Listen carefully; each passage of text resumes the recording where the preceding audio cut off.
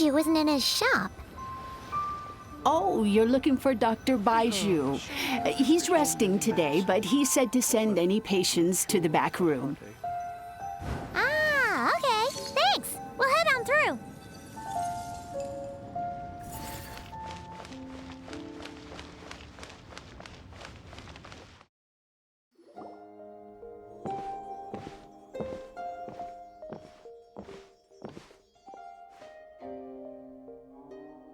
Traveler, Paimon, welcome. What can I do for you? It's the Traveler. She looks absolutely beat these days. She has these huge, dark circles around her eyes, like she hasn't slept a wink. And she keeps spacing out.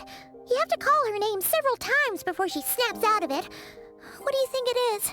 Is she sick?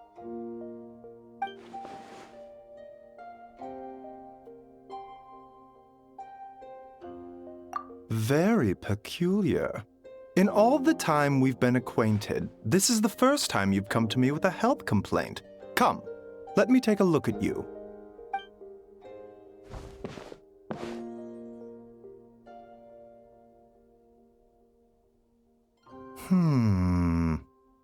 Okay, Paimon does not like that expression, Baiju. It's not serious, is it? Complexion is good, eyes are clear, breathing is steady, pulse is strong. Physically, you appear to be in good condition, Traveler. In theory, your energy level should reflect that. You should be feeling right as rain. Hence my concern. A clean bill of health is usually a good thing, but in this case, it likely means your situation is more complicated. Physical illnesses come with detectable symptoms that can be used to diagnose, medicate, and cure the condition. But afflictions of a non-physical nature, they fall outside a doctor's realm of expertise. Huh? What do you mean, non-physical nature? Curses, dark magic, it's hard to say. It could just as easily be a simple case of mental fatigue. Why don't you rest here for a bit? Whatever it is we're dealing with, clues to your condition are sure to reveal themselves in time. Once we know the root cause, we can administer the right treatment.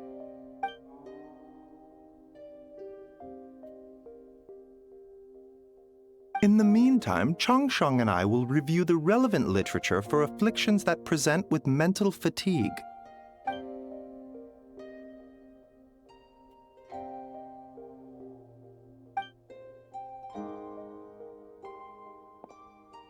Oh, must be a rare condition if not even Baiju and Changsheng have seen it before. Well, all we can do is take their advice. You look like you're about to collapse anyway. Just get some rest. Paimon will be right here by your side. Fingers crossed you'll be all better when you wake up.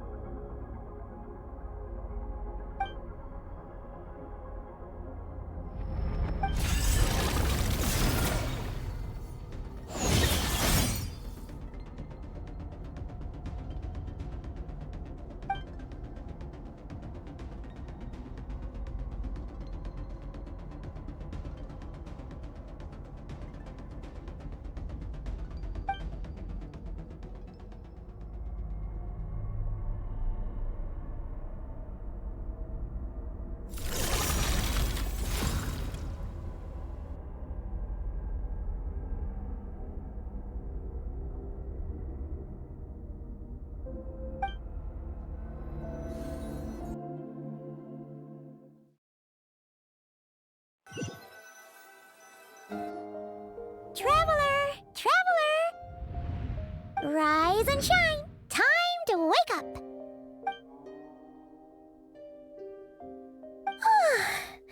For once, you're making Paimon look like an early riser. It's already afternoon. Hopefully all that sleep did you some good. Feeling any better? A cut? What? Did you scratch yourself in your sleep? All right, let Paimon take a look.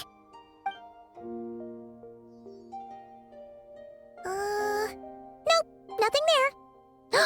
Wait, did you have a nightmare? Okay, don't panic. Paimon heard that dreams tell us what we need by showing us the opposite. So, if you had a nightmare, maybe all you need is something to cheer you up. Come on, Paimon will treat you to something yummy.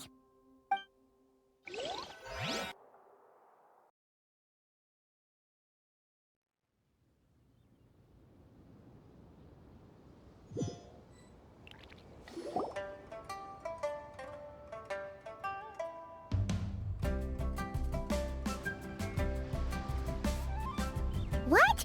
So, in this dream, you were trapped in a weird place with thick fog everywhere, and then a spike came out of nowhere and stabbed you in the back? Oh. Okay, well, that's a new one. Are you sure it was a dream? 'Cause from the way you describe it, it sounds like you were really there. But then again, you woke up right where you went to bed. And you were definitely in a deep sleep this morning. Then, it's decided. Paimon will stay up and watch over you tonight. If anyone tries to mess with you, Paimon will beat him up. Or, wake you up first and then we can beat him up together.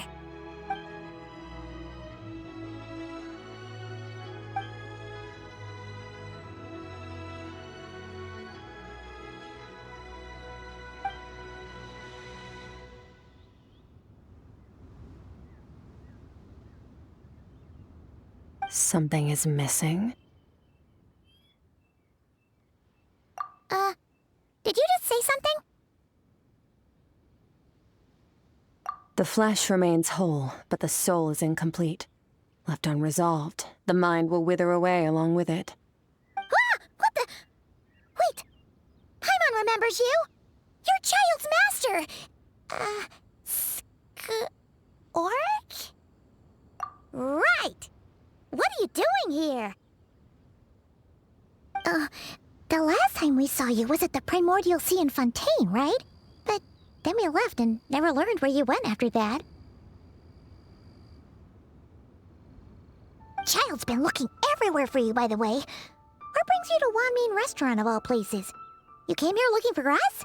And were you the one behind that hocus pocus just now? Tell me, what is it that you saw?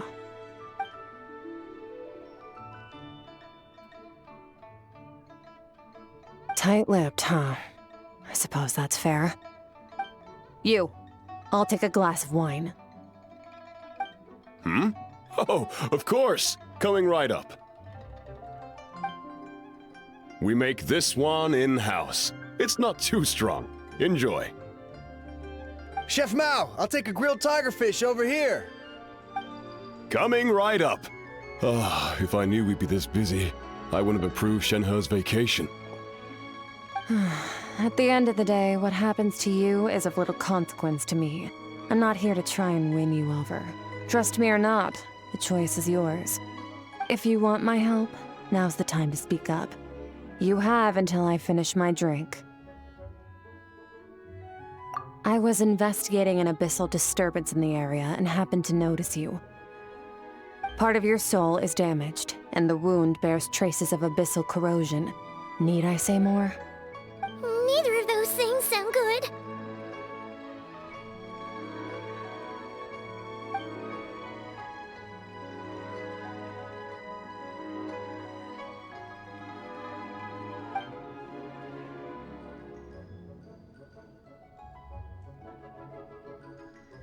Well, should we trust her?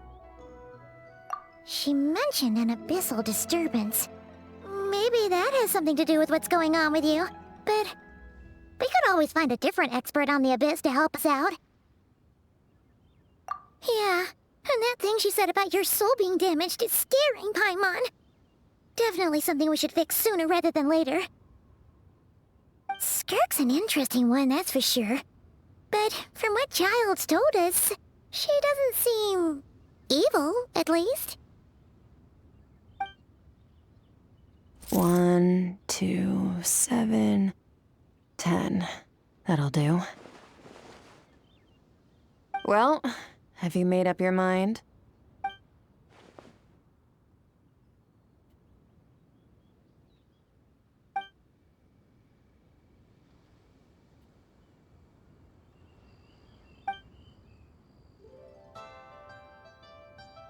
So that's all we know, Miss Skirk. Ma'am, can you help us? So, you couldn't disperse the fog. I understand. Come find me in the Guili Plains when you're done here. Oh, and I left cash for the drink on the table. Settle the bill for me, will you? Oh, okay. Huh? She disappeared!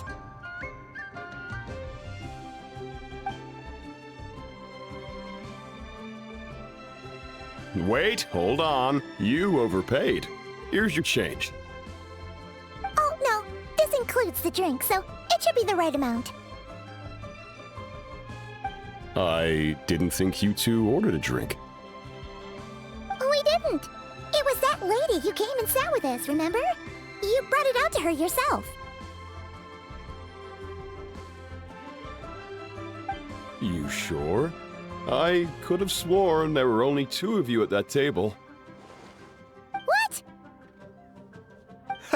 What'd you put in their dish, Chef Mao? Some kind of hallucinogenic mushroom? You got them seeing things. Seeing things? Wait, so neither of you noticed her? Young lady? About this tall, wearing a purple dress? She ordered a glass of wine!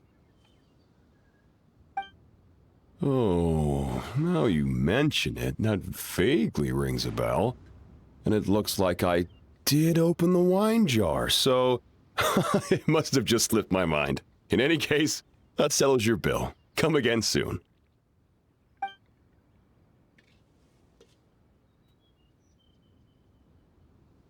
Coming! Okay, what was going on there? It's like they didn't remember Skirk being there at all. Even Paimon was half convinced we hallucinated the whole thing. But that Mora she left for us was definitely real. Oh, this whole situation is giving Paimon the creeps. But anyway, she told us to head to the Guili Plains, right? Let's not keep her waiting.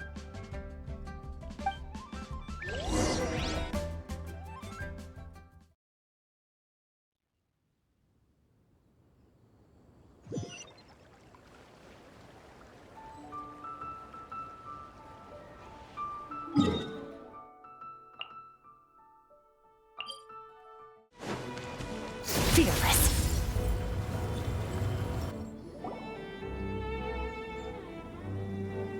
Whoa, what are all these rift hounds doing here?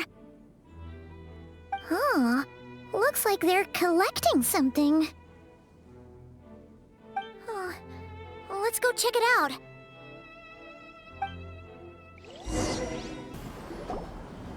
So, this is what they were collecting. It looks kinda like... Yeah, what is going on here? From the moment they are born, all beings with great power have an impact on this world. Even if their body is sundered and their soul extinguished, their influence remains. Gods are the most common example of that. The remnants of gods who fell thousands of years ago remain buried deep within the earth, carrying within them a warped will and a dark curse. Together, these remnants form what you call god remains, and it appears that some of those sealed here were dug up and removed. There are traces left, but they're fading fast. What are you doing? Nothing! Just wanted to make sure you were, real? She's definitely not a ghost traveler. Paimon poked her, and she's solid. Your life hangs in the balance, and that's what you're fixated on? Strange set of priorities. It was just a trick to avoid being perceived. If someone notices me, those memories are erased. Simple as that. Unlike you, I have no desire to establish a connection with the world. The weak and the lowly have no right to remember me. They're lucky they only have a few missing memories to show for it. Now, can we please get back on track? Okay. Where were we? Right. The god remains. So, basically, there's now less of them here than there used to be, right? Isn't that a good thing? In our experience, god remains are 100% bad news. A lot of terrible things have happened because of them. Maybe it's a good thing by human standards, but power doesn't come from nothing, and it doesn't just disappear for no reason. The remains aren't just gone. They were taken. Very clever, Traveler. You aren't the only one who had something taken from you. There are victims like you everywhere. The only difference being, you can speak, and the remains cannot, so it went unnoticed. Something similar happened in Sumeru. Within the span of one night, countless consecrated beasts were slaughtered, and a large amount of the god remains buried in the desert went missing. Of course, god remains are just one of the targets. The culprit is chipping away at sources of power all over this world, including the Stella Fortuna above. Wait, you mean... the stars? Mm-hmm. 42 of them have died out in the past few months alone.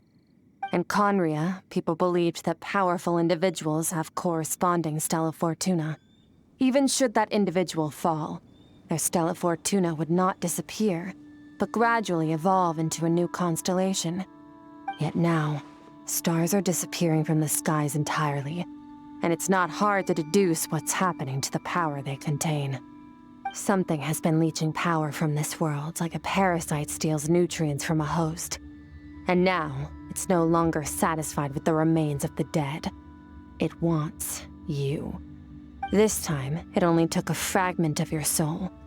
But next time, there's no telling how far it could go. No one knows.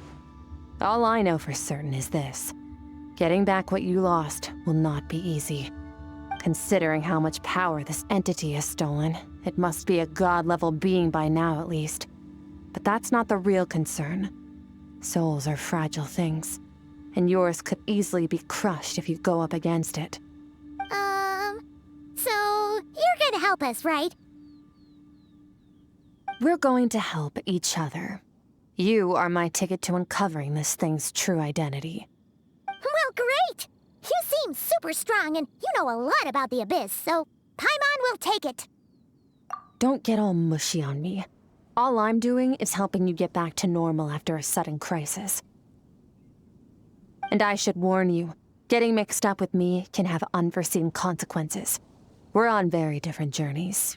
You don't want to be in my debt, trust me. You help me uncover the truth behind this entity, and I'll help you recover what you lost. This is a transaction, that's all. You would do well to remember that. Now, come along. Yeesh! You'd think she'd be a little friendlier since she's agreed to help us. But nope, she's just like when we met her in the Primordial Sea. So cold. Well, whatever. If that's how it's gonna be, then she doesn't deserve our friendship. What she does deserve is a super embarrassing nickname.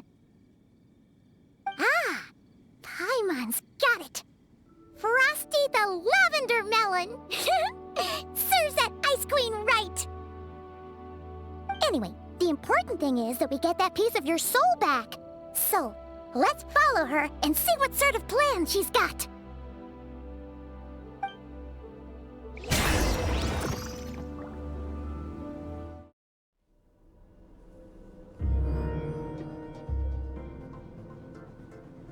Whoa! This place is way bigger than Paimon expected. Where are we? This is where I live. I suppose it's the closest thing I have to a home here. It is. I brought you here because time flows differently in this place. I don't know how much Ajax has told you, but when he fell into this space, I mentored him for 3 months. In that time, only 3 days passed in the outside world. Ajax? Oh, right! That's Child's real name! Yeah, Paimon remembers him mentioning something like that. So, a month here is equivalent to 1 day in the outside world? That should mean we're safe from that power-hungry soul snatcher for now, right? Yes, well, I didn't bring you here just to show you around. In the outside world, the Traveler could be attacked at any moment. But coming here has bought us quite a bit of time. Now, we just need to figure out how to investigate that place you saw. The one full of fog. Both your description and the abyssal disturbance I felt point to that space having some connection to the Abyss. It could even be a domain similar to this one. The thief who stole that fragment of your soul is hiding there. But the Abyss is a chaotic and turbulent place. If we want to pinpoint their location, we need to see what that space looks like without the fog. Abyssal power can grant a special form of sight. Have you ever wielded abyssal power before? Okay. Do you plan to learn? That tracks. All the information you have suggests the Abyss is something sinister, and that abyssal power is a wild and dangerous force that always spells disaster. And you're saying that's not true? Depends on your perspective. Floods and hurricanes take countless lives too. But if one day you gain the power to control them, what was once a calamity is now just another tool in your arsenal.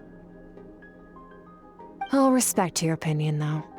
Just means we have to turn to the second best option. A little abyss crystal that contains my power. Wear it on your head, and we'll be able to perform dream mirroring when we fall asleep. Dream mirroring? It means experiencing whatever the other person is dreaming. Everything they see, think, and feel. Since you haven't studied the art of using abyssal power, and have no plans to jump in the deep end right now, I'll have to do the investigating for you. With dream mirroring, every time you slip into a deep sleep, I'll see with my own eyes whatever scene plays out in your mind. Then, I can guide you through the dream environment, and we'll take back what was stolen from you. Huh. You make it sound so simple. Tough to say. This is an unprecedented situation for both of us. Even assuming we do manage to find where this entity is hiding, like I said, getting your soul fragment back won't be easy. To play it safe, I need to give you some special training first. Wait, you're gonna teach her some of your martial arts? Does that mean the next time we see Child, we have to treat him like our senior? Do as you want. For my part, I don't see you as my disciples.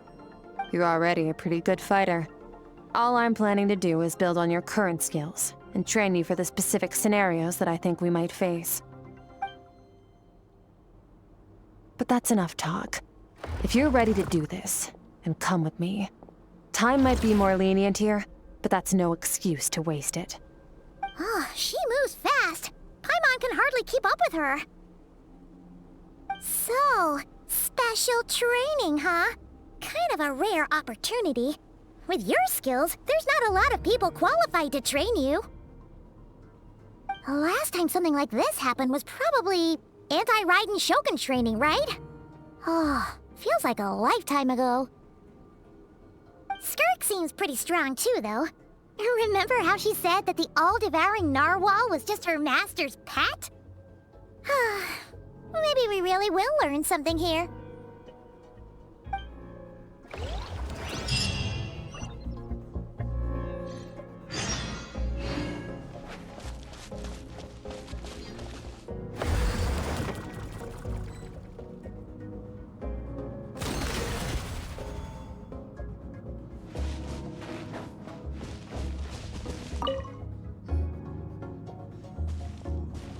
Ready?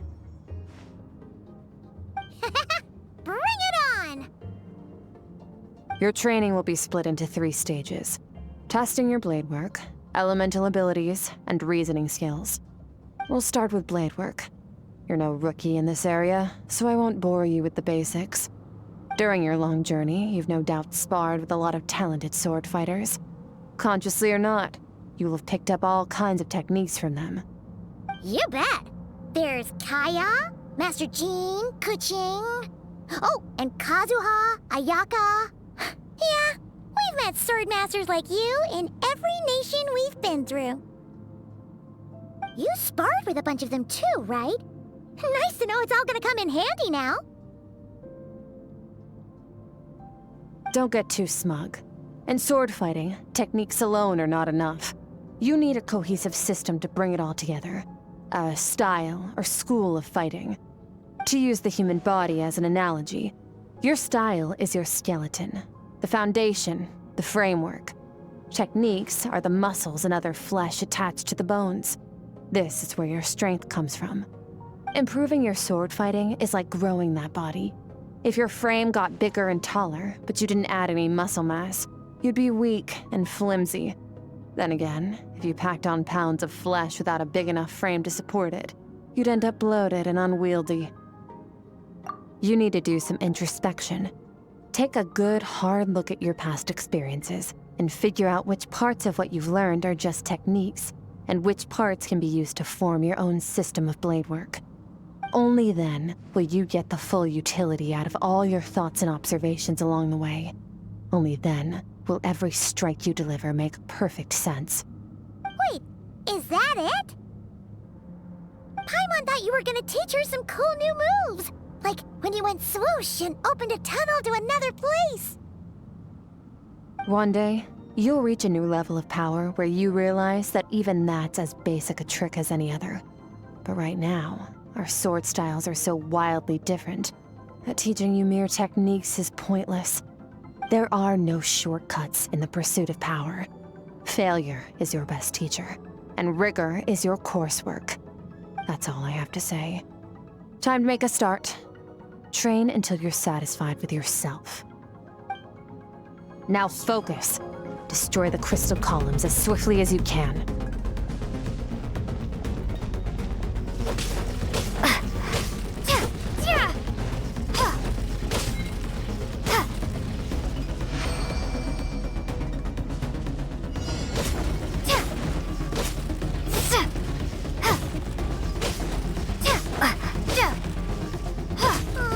This is making Paimon's head spin. Hang in there, traveler!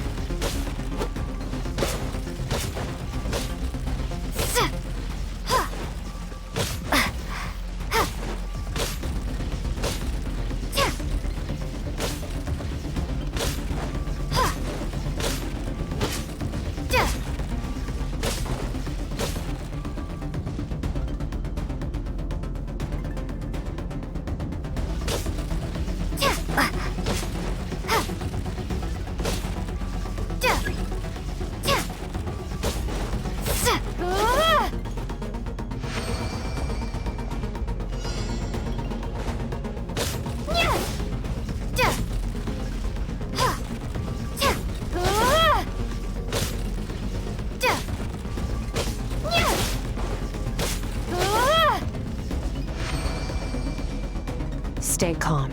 Use your head. You have to keep it together.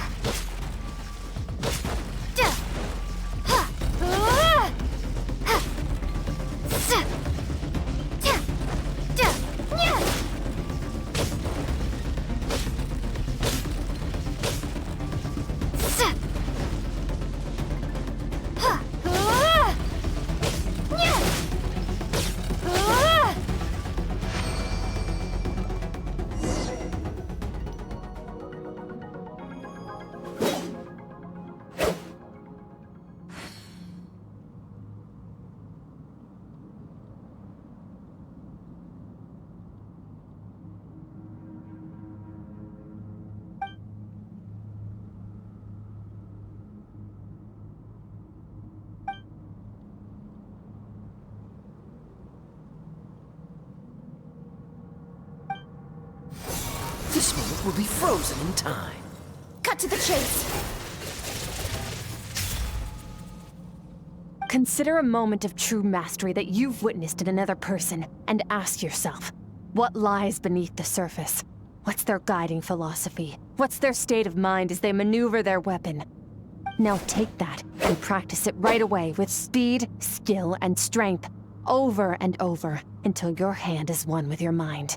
This is the only path to true growth. Step on up. Dance with the waves.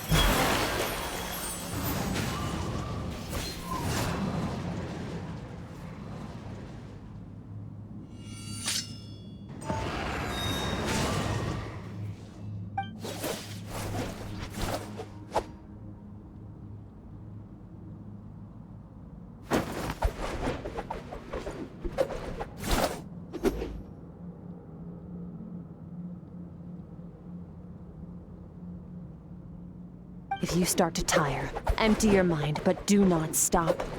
Stay in that frame of mind as you keep up the fight. Get rid of all redundant movements. Imagine your sword is an extension of your own body. Wield it just as you wield your arms, hands, and fingers. 'Twas on a deserted, moonlit night that the hero approached the vile dragon's limpid lair. Ring cutter!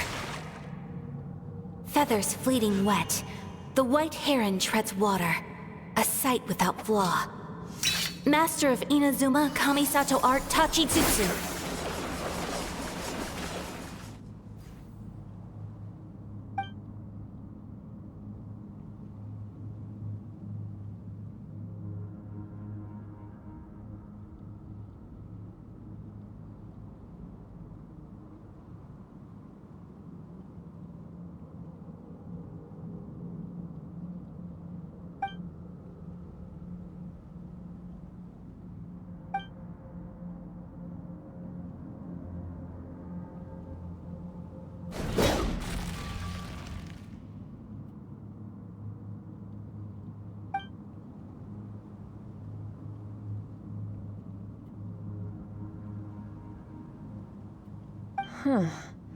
Looks like you've made some real progress. That concludes your training session. Awesome! Paimon knew you could do it! How do you feel? As you should be. Time flies when you're training hard. You've actually been going for several days now with no rest. Yeah, meanwhile Paimon's had a whole bunch of naps. But you were so focused, she didn't want to interrupt you. Go get some sleep. I'll be doing the same very soon. Let's hope you see that foggy place in your dream, so I can get this investigation over and done with.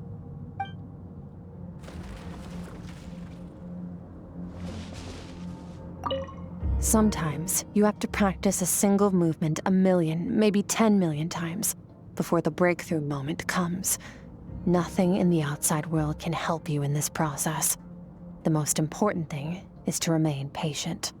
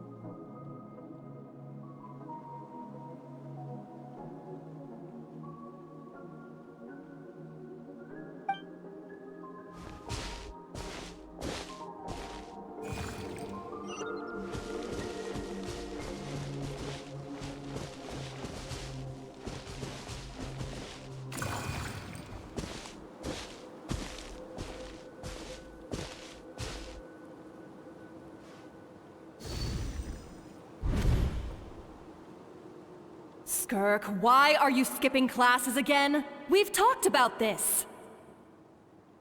'Cause he's a crabby old man, and he's a boring old man. I don't like going to his classes. Excuse me. You shouldn't talk about your teacher like that. It's very disrespectful. All right, let's not get into a big fight about this. Skirk's learned what she needs. There's no point forcing her to sit through more classes if she doesn't want to be there. But I'd still love to hear about what you got up to yesterday. Why don't you tell your dad all about it? I went diving, and I saw this huge fish. I never knew they could get that big. It looked kind of dumb, though, with that stupid big fat head. I tried to shake its fin, but it just spat water at me. Oh, and today, I'm gonna go to that prairie up north. There's supposed to be this giant bird there that can spit fire. I bet if I climbed on its back, it could fly me all the way to the stars. Then I suppose your old dad should get one as a pet too. Otherwise, how are you gonna hear me call you for dinner up there in the stars? When it's time to eat, I'll come back on my own, Zilly. Anyway, gotta go. Bye, Mom. Bye, Dad. Wait! Put on a coat at least. You'll catch a cold. I'm talking to you, young lady. You spoil that child, you know. Ever since that merchant ship arrived, she practically lives outside. Always going on about exploring the beyond one day, whatever that means. Let the kid do what makes her happy. Besides, we both know you're all bark and no bite. Come on, our little adventurer is gonna be hungry when she gets back. Let's get started on dinner.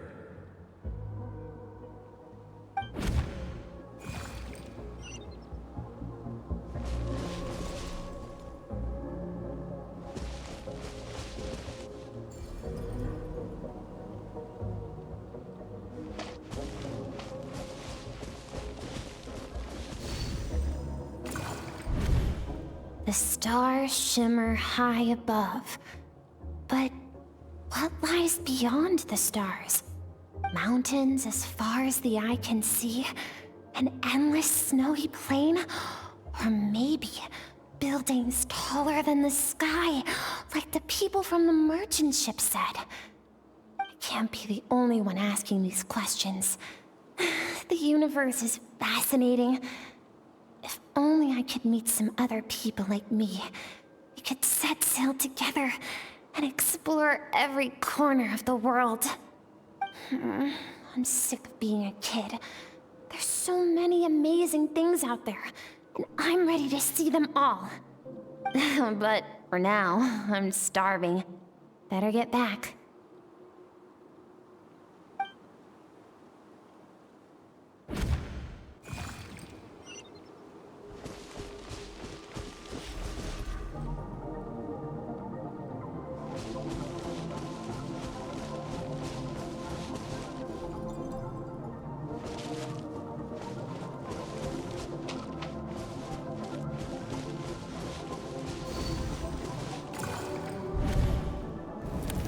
Don't let a single one of them get away!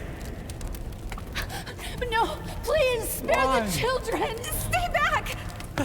They're coming! Help! Eliminate the threat. Take them down! Don't be scared. Ah! This way! We'll never make it! Fire. There's fire everywhere. What happened? I told you we shouldn't have trusted these outsiders!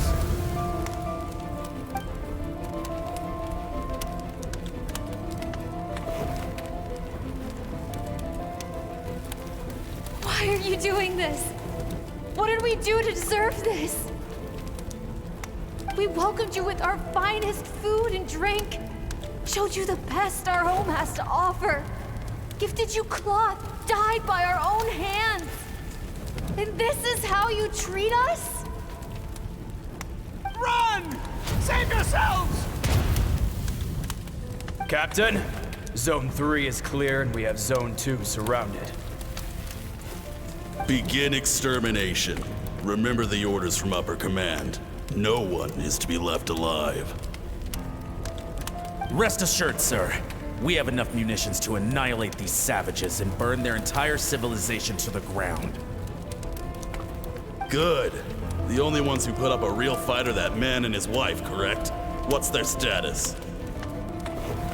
We shot the man in the ankles and the wife broke her wrist attempting to fight back. They won't be doing much more fighting. They're holed up in their home for now, but they won't last long.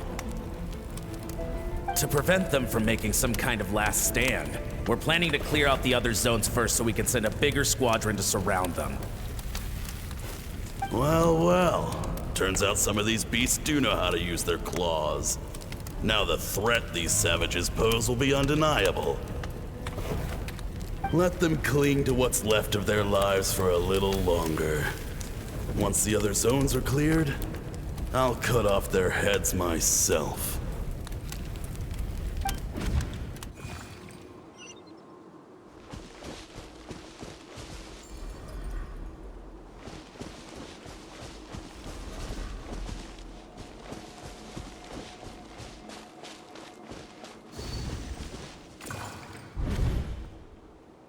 Dad? Mom? Skirk, you're all right? Thank heavens. I'm so happy to see you, sweet girl. But you need to go. It isn't safe here. They'll be back any second.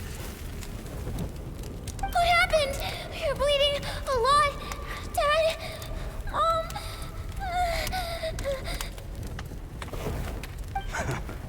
This is the place. Alert all units. Prepare to surround. Run, Skirk!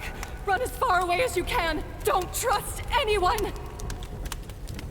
Your dad and I, we're not afraid to stare death in the face, but we need you to survive. My clever girl, so curious. You're already so brave. I know you're going to grow up to be such a positive light in this world. Whenever you miss us, just play this song. Remember, life is a gift. Don't let darkness claim it. Break down the door! Look what we have here. A savage that can pluck a tune. Well, the show's over.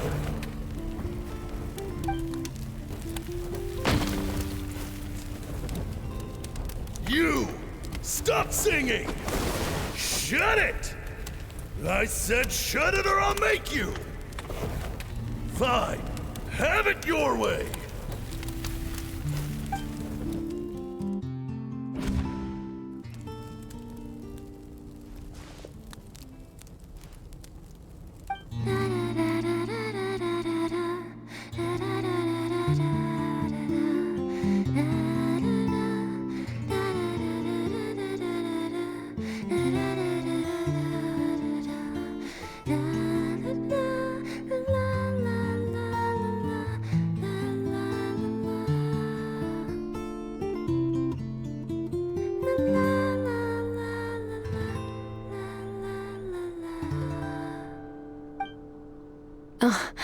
You're awake? I found a few clues while you were asleep, but it's only a start. Now, time for the second stage of your training. This time, the focus is elemental energy. Come find me when you're ready to begin.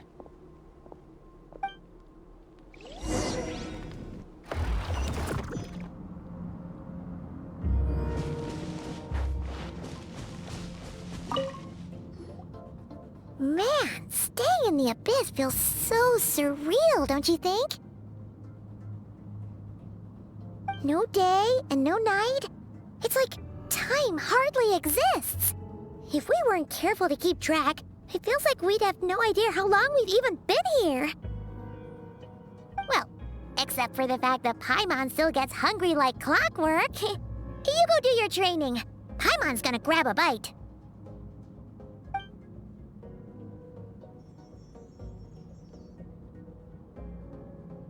The way I see it, the pursuit of power is divided into 3 stages.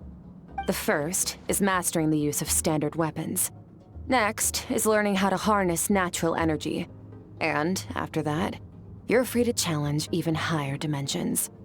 The natural energy of Teyvat is, of course, elemental energy. But that's not my area of expertise. I draw from a different source of power. Abyssal power, yes. Also known as the power of the Void Realm. My master, Sertologi, is a true expert in that area. After all, he was one of the group of 5 that infamously stole the all-encompassing power of the Abyss, an act for which the people of Conria gave them the epithet, the 5 Sinners. The elemental energy of Teyvat, on the other hand, is derived from the power of the Light Realm. These 2 forms of energy exist in direct opposition to each other. Suffice to say, there's not much I can teach you this time. A keen observation, traveler. Call it respecting local norms. The Abyss stands in direct conflict with the will of this world. So, to make my life easier, I disguise my power to make it appear cryo-like in nature. It's a technique I learned from some Conrian ruins, known as the 7 Shifting Serpent. If you ever change your mind about delving into abyssal power, I can teach it to you. So I've heard. You seem to have a knack for removing abyssal power. But is purification really what's going on there? Like I said, power does not simply disappear. Just thinking out loud. Let's focus on your elemental training. That's what's gonna help us if the situation gets tricky. True growth comes from adversity, but only if you make the choice to pick yourself up again every time you fall. So, it's time to push yourself to the limit, and then keep pushing. This is the only way to advance at pace. Use the power of Animo to clear the field as fast as you can.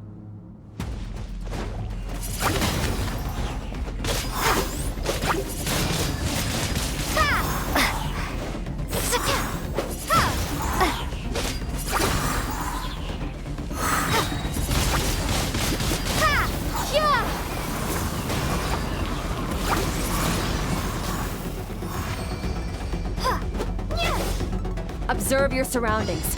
Look for things you can use to tilt the scales of success in your favor.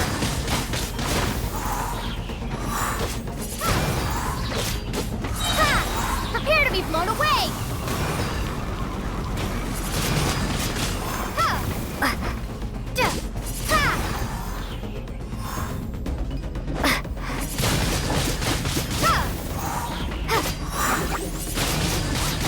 Windblade!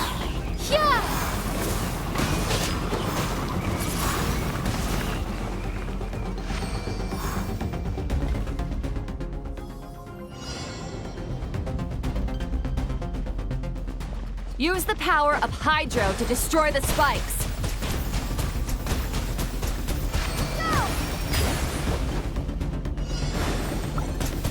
Faster. Don't give them a chance to strike you. You need to be quicker than you were in your dream. You can't afford another injury like that.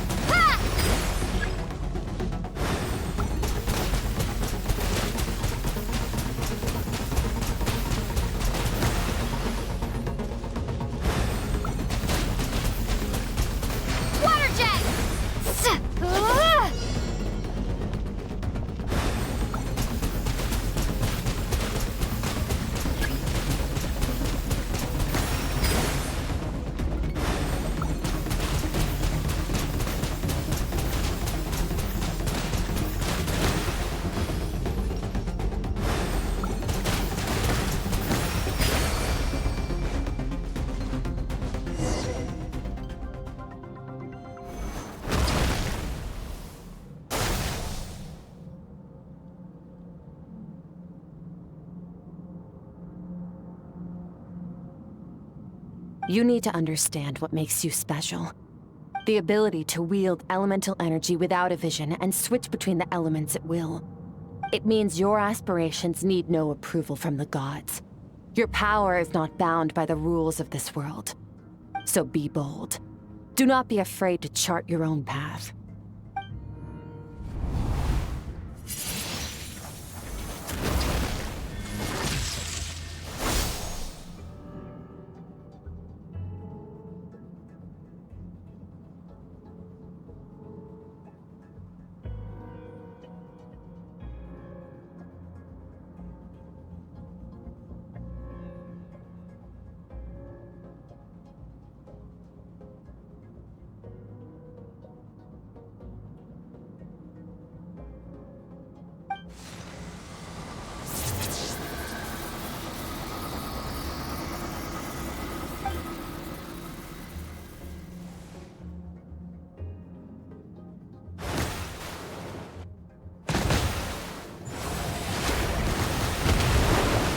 Very good.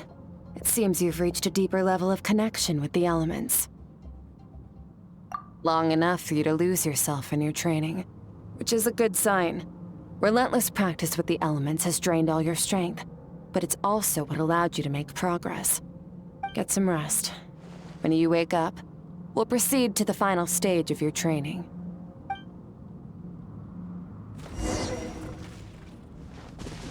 If you wish to master the elements at a fundamental level, you must see the entire natural world.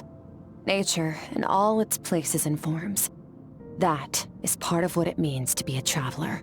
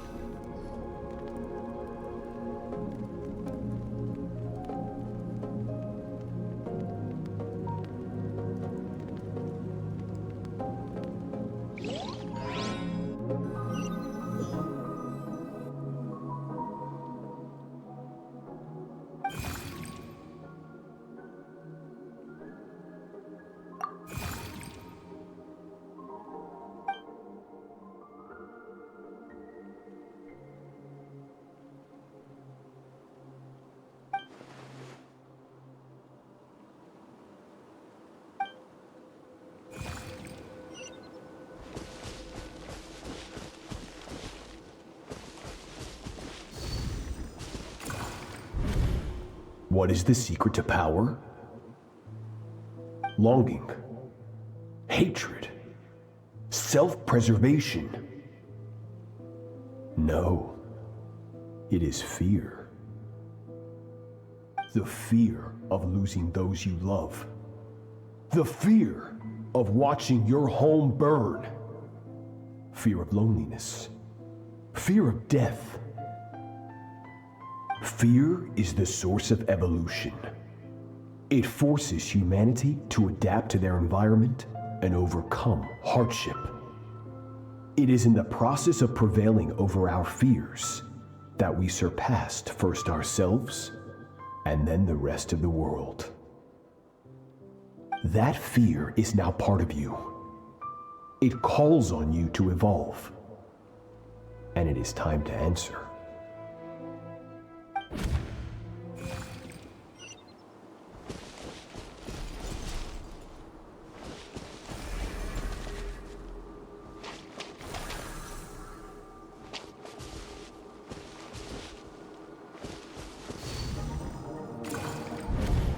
Any minute spent missing home is a minute wasted. Practice your sword work instead. Do not make me tell you twice. But, Master, I can barely lift the sword anymore. If I keep going, I feel like my wrist is going to break. So it has not broken yet. Then pick up your sword and keep practicing until it breaks. I want to hear the cracking and splintering of bone. After all, bones can always be reset.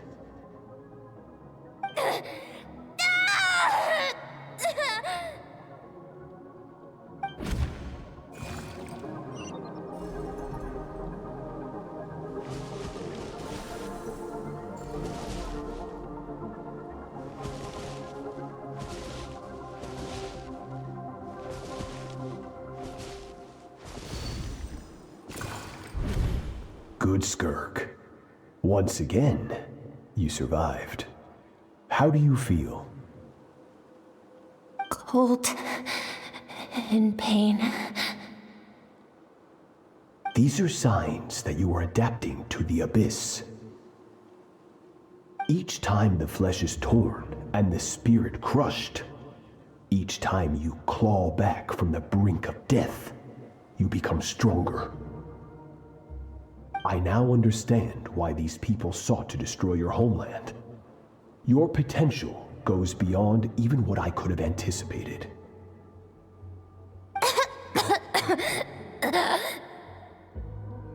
But you still have much to learn in your pursuit of strength. Your mind is rife with distractions. From now on, I shall show no mercy in your training. You must learn to shut out all the pointless emotion, crush the self that makes you weak, and become master over your physical form. Get up, Skirk. Wipe the blood off your face. Cut away the rotten parts of your flesh. And mend what is broken. Then take up your sword.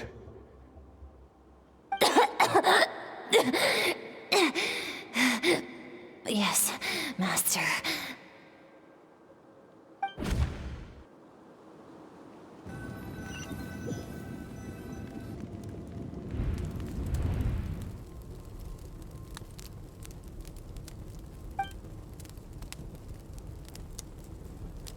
You're up!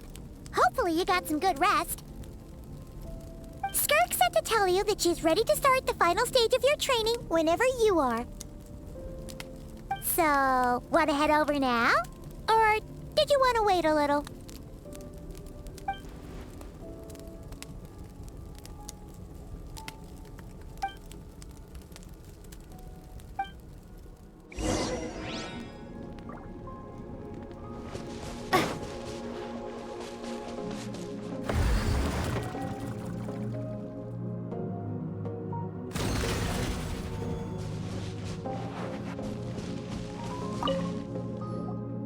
From your training so far, you have gained better command of the sword, and more control over your elemental abilities.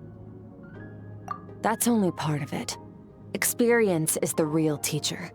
Your journey, the friends you have made, the dangers you have faced. These have taught you more than I ever could. Now, it's time to focus on how you react under pressure. You must be able to think rationally, even in unpredictable combat situations. To simulate this, I'm going to attack, and you're going to block. Ready?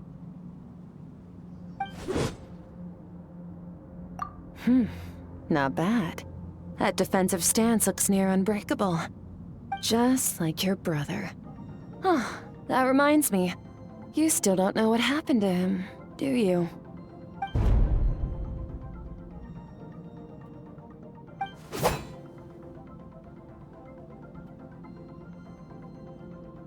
Hey, no fair! That's cheating! You think every opponent has the same moral code as you? You can denounce their deplorable methods all you want, but only if you live to tell the tale. The dead don't get to complain. Strong emotions will always arise in combat. Anxiety, anger, fear. But a true warrior is never at their whim. Only when you are free from the influence of emotion can you make the right choice, no matter the situation. How amusing. Almost sounds like you think you know me. But you don't. You can choose your own path. We are not the same. Let's begin. Try to use reason over emotion. Make the most rational and advantageous decision in any given moment. This is your final training session. Look alive. Same drill as before, but this time I'm going to interfere. Hold your focus.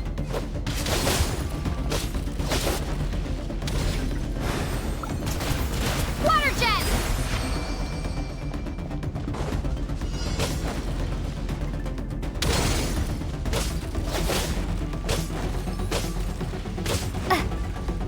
Go!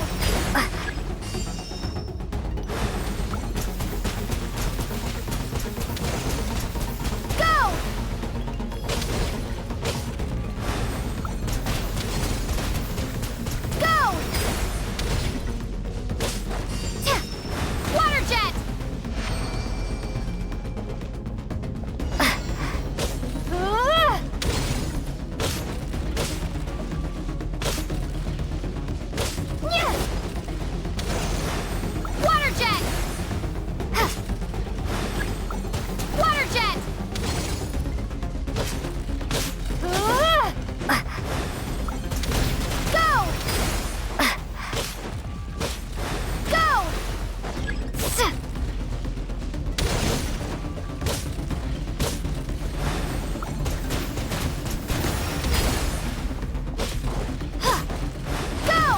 Not bad.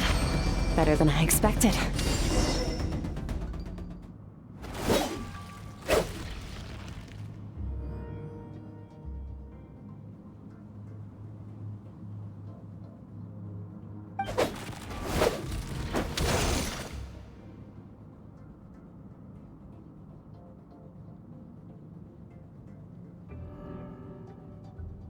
You're getting the hang of it. The first step to controlling your emotions is controlling your mind. You want a unified train of thought. It all comes down to focus.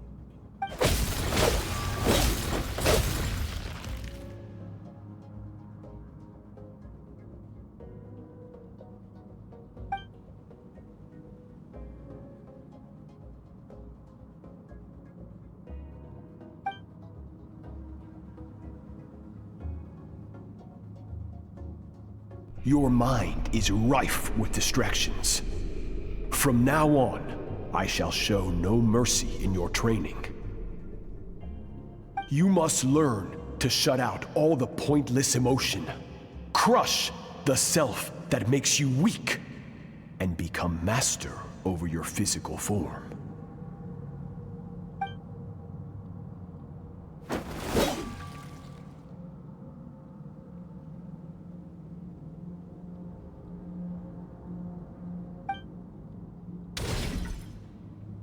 Stop.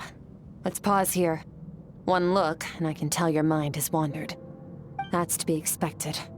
There's a limit to how long a human being can concentrate on one thing. Staying calm and focused sounds simple in theory, but in practice, it's more demanding than sword work or elemental abilities.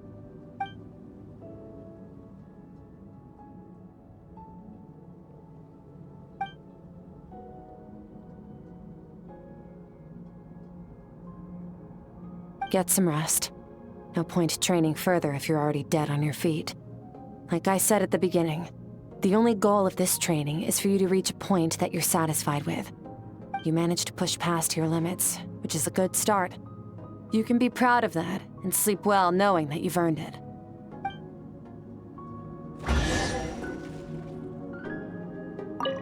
Warriors will train day and night to perfect their skills, but when the battle comes, their fate may be decided in a matter of minutes. One mistake, one moment of hesitation, and just like that, all their blood, sweat, and tears were for nothing. You need to push yourself to perfection, or you might not even live to regret it.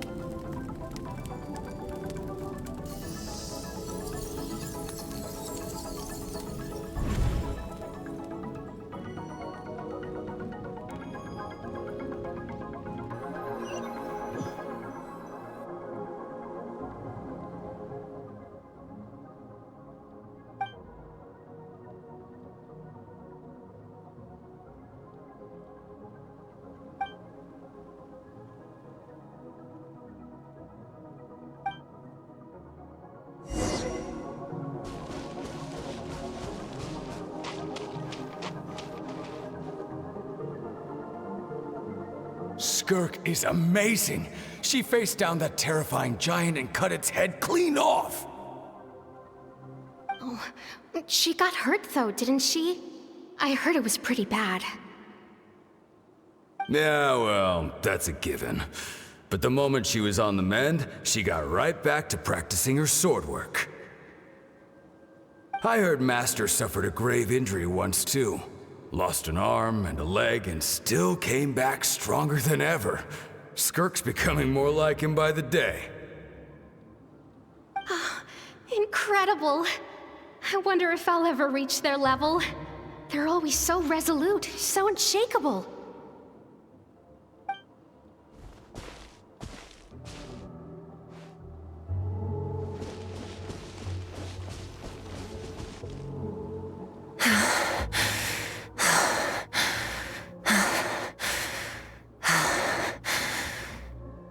Pathetic. You're not even trying. You're so much weaker than you think. Skirk, have you become a positive light in this world?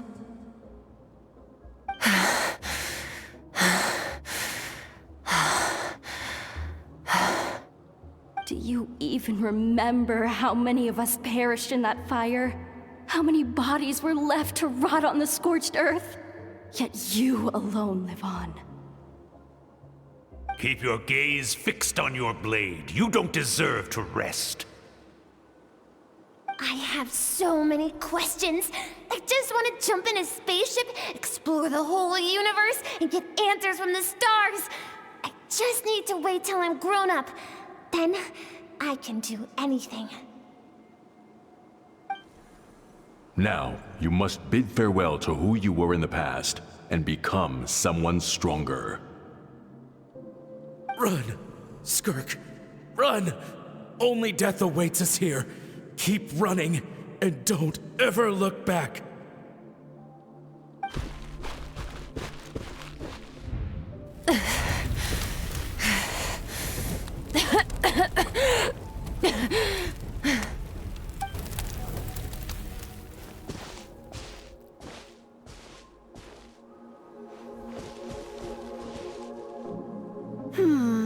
Let's see here. First things first, you need a new identity.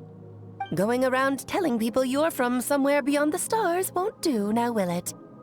How about saying you hail from beneath the earth instead? As the Conrian saying goes, venturing out into the universe and down into the abyss are the same in that both are braving the dark unknown. Well, I'm a visitor on this planet, so I'll follow the rules. Ah, splendid. That saves me quite a bit of trouble. Let me offer you a piece of advice in return, although it might not be what you want to hear. I know the pursuit of strength is important to you, but taking a moment for yourself every once in a while is never a bad idea. Ignore her existence for too long, and there will come a day when you can no longer hear her voice.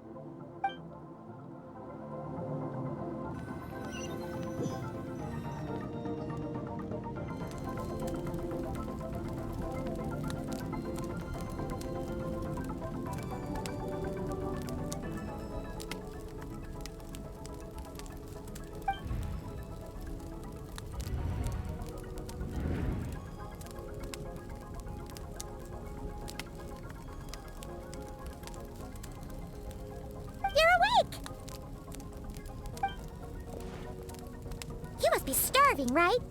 Ta-da! A barbecue feast just for you! Of course you are! That's why Skirk and Paimon got this all ready for you. Dig in, before it gets cold. Ah, well, if you're around someone long enough, it's bound to happen. Plus, Skirk can cook. So, Paimon decided she can forget the whole Ice Queen thing. Paimon's not one to hold a grudge. Here's an idea. Let's save the chit-chat until after the meal.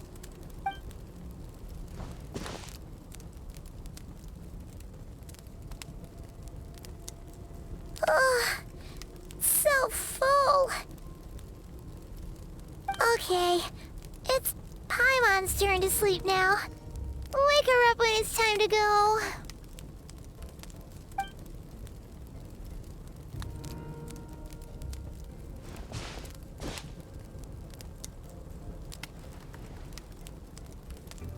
I have good news.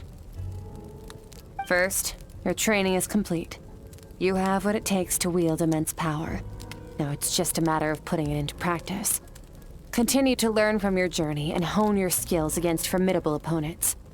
Second, I've located the culprit we've been searching for. Next, we just need to retrieve the missing part of your soul, and our business will be concluded. When Ajax trained with me, he once told me he was bursting with questions. So I allowed him to ask me 3 of them before he left. You and I may never meet again, traveler. So if there's anything you want to ask me, now's your opportunity. Just like Ajax, I'll answer 3 of your questions.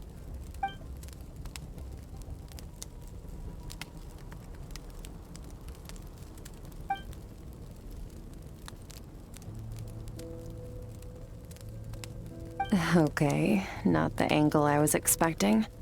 What makes you ask that?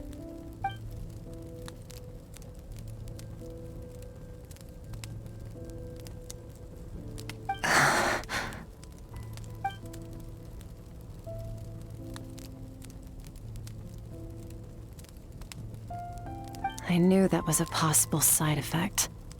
Closed off my mind to you for that exact reason. Even with the dream mirroring, you should have seen nothing but endless darkness.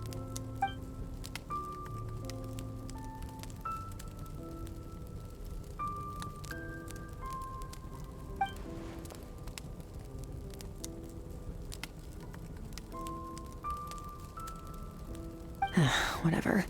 Must have been a flaw in my execution. I shouldn't be too surprised. Due to some recent circumstances, my self-control has been lacking as of late. Since you've seen what you've seen, there's no reason to hide the truth. All I ask is that you keep it a secret. No, I'm not from Teyvat. I'm from a different planet. And there was a time when I journeyed through the stars. A lot like you in some ways.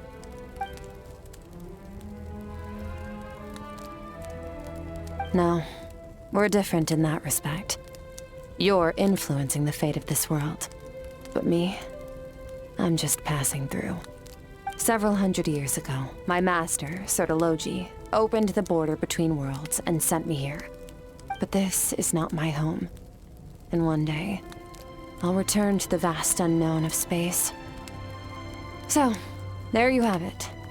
On to your second question.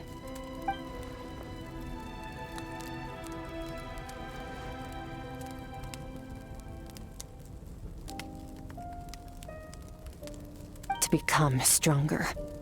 For certain reasons, I need to bridge the power gap between me and my master as quickly as possible. But first, I need to understand the source of his strength. To do that, I need to follow in his footsteps. Walk the path he once walked. And somewhere along the way, I'll find out how to defeat him. That is my sole focus and purpose.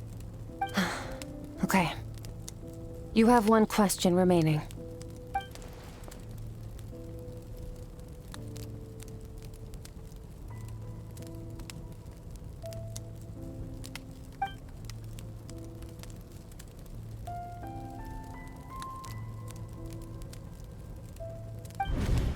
You make it sound so easy. Ever since the incident I experienced there, I've never stopped searching for Master Skirk and that unknown abyss. But it's been years now, and I've still found nothing.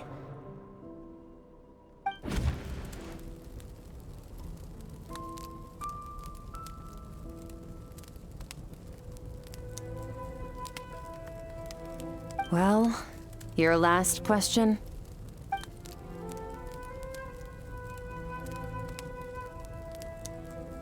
Ajax.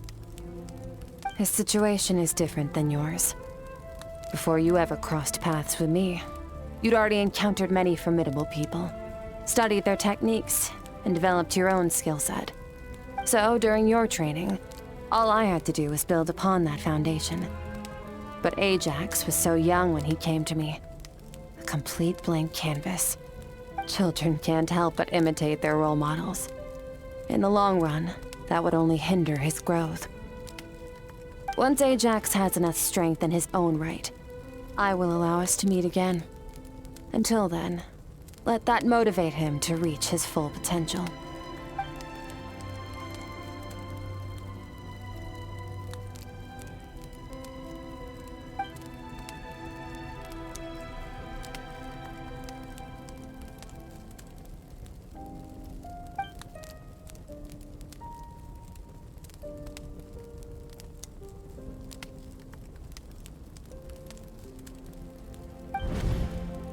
Unlike you, I have no desire to establish a connection with the world. The weak and the lowly have no right to remember me. They're lucky they only have a few missing memories to show for it.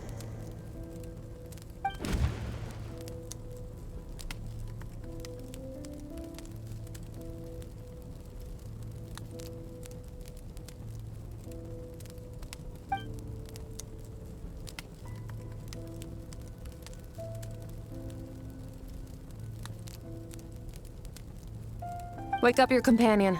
It's time to go. Oh, and everything I just told you. Best keep it a secret from her as well.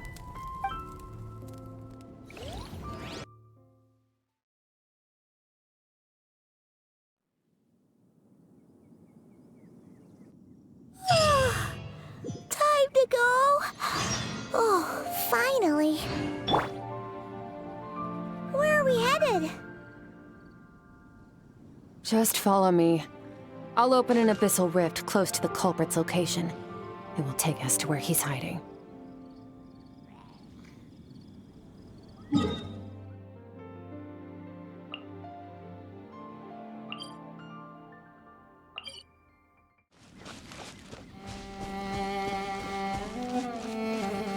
Merciless. Wait. This is near the chasm, right? Yes. If we enter from here, we'll be able to reach that place from your dream. You have some experience with abyssal domains by now, but still, this is someone else's territory. Best to proceed with caution. Don't worry. Paimon's an expert at hiding behind other people for safety. Oh, but, that means you need to stay safe, Traveler. All right. Remember your training. Time to put it to use.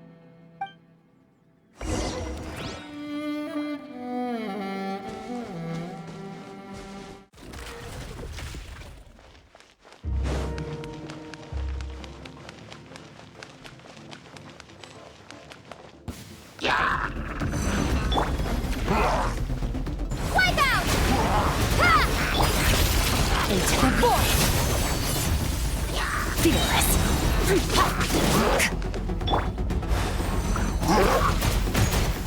Water jet!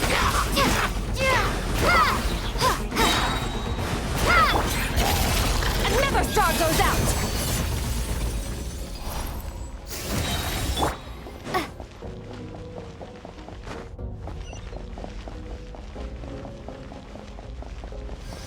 Whoa!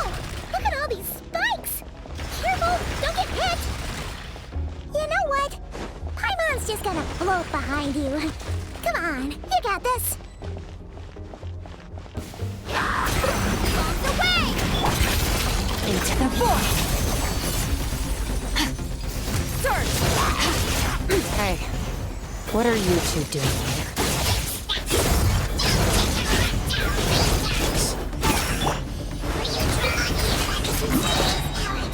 Dusty, like an abandoned house. Let's press on.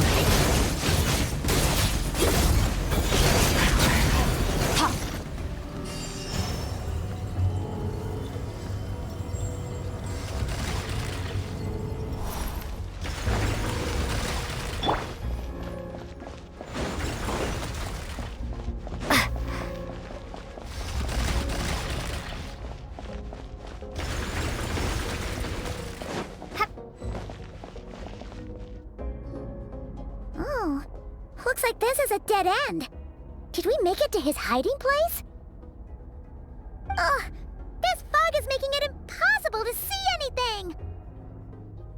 This should be the place where you were attacked, Traveler. The missing part of your soul should be nearby. Can you sense where it is?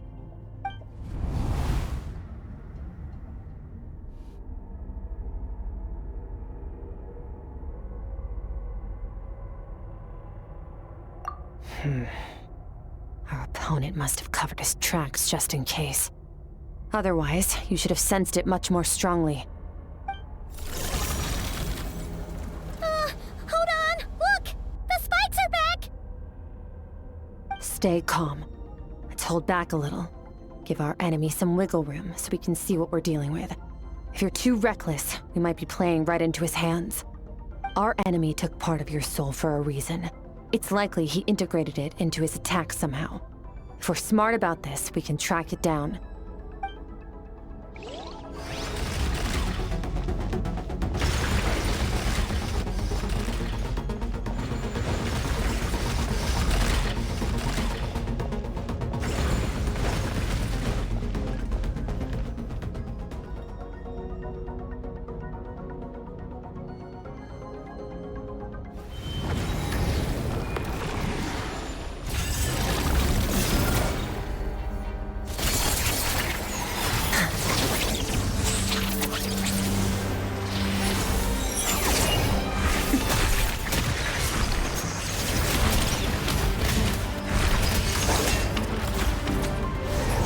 From the start, the attacks have been focused on me. Trying to break through my defenses? I see.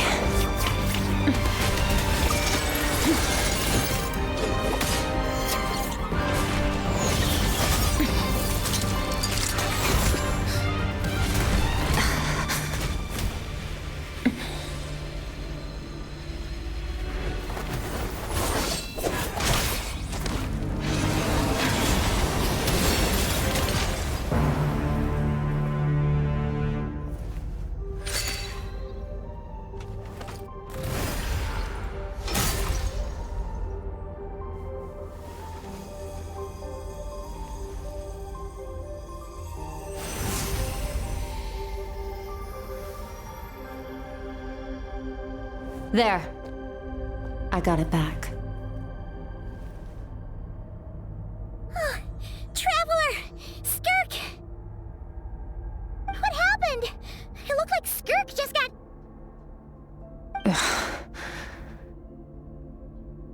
In the Guili Plains, you asked me why this enemy chose you as his target. Now, the answer is clear. It's not just the fact that your strength is impressive. It's also because of your ability to, as you put it, purify abyssal power. Whatever that actually means. The fact is, that ability allowed him to do something that should have been completely impossible. Namely, break through my defenses and steal my power. No, he couldn't have known I'd come to his domain. He only stole your soul fragment because he knew the value of its power. I doubt he expected it to come in handy so soon. Call it fate, if you want. I believe that's the term they use in this world for arbitrary coincidences like this. In any case, it works to our advantage. Once I realized what he was using that power for, it gave me the chance to get back what you lost. I'll cope. Well, done gorging? Good. Time to answer some questions. How did you get the power of the all-devouring narwhal? The all-devouring narwhal? Oh, of course! Paimon knew that spike thing looked familiar. It looks just like that narwhal's horn! I highly doubt you acquired that power through your own strength. Tell me I'm wrong. You're desperate enough to scour the land for god remains and whatever vestiges of power you can find. That alone proves you wouldn't be able to defeat a creature like that. Which leaves one possibility. You know my master, the Foul, Sertologi. The Foul? Who dares call him foul?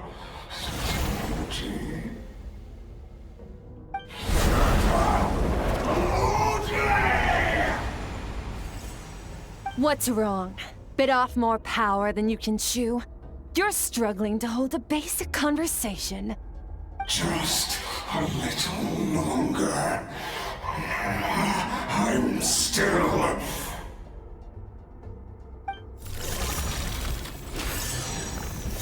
Look! It's back! Those obsessed with power will let it devour them before abandoning their pursuit. Keep calm and use reason to decide the best course of action.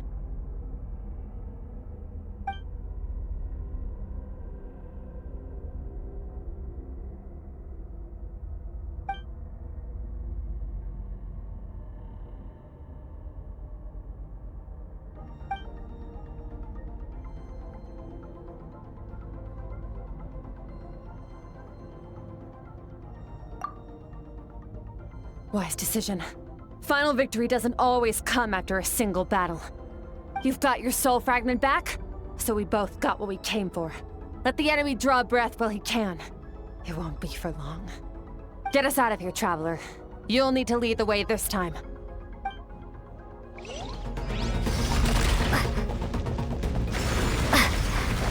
Skirk, is your shoulder gonna be okay? The wound is minor. It'll heal in no time. You should focus on getting out of here alive instead. Uh-oh! Falling spikes! Run!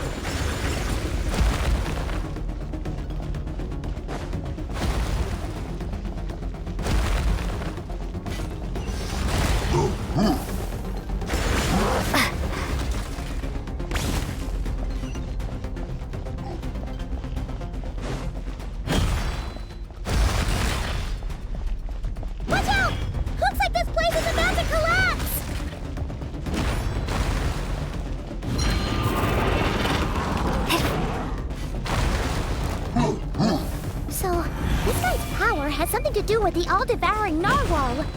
Did you know that all along, Skirk? I had my suspicions.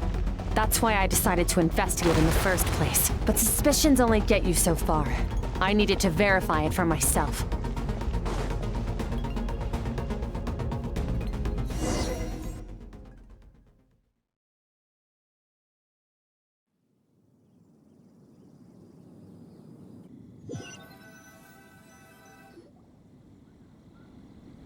Phew. Oh, we should be safe here, right? I no longer sense his presence. Can't have followed us out of that abyssal domain. Weaklings like him will find that my power is not so easily controlled. He won't be leaving that place until he's managed to digest it. You seem surprised. I suppose that's fair. You've seen but a fraction of what that whale is capable of. That gaping maw could swallow a planet whole. It's called the all-devouring narwhal for a reason. Devouring is what it does best. It can extract power from anything, dead or alive, as long as it manages to make physical contact. Yeah. When we had our run-in with that thing, Neverlet mentioned that it has an instinct to devour. Your dragon friend recognized the nature of its abilities and used the power of Hydro to protect you. That worked because it was in a satiated state, so it was somewhat less aggressive than usual.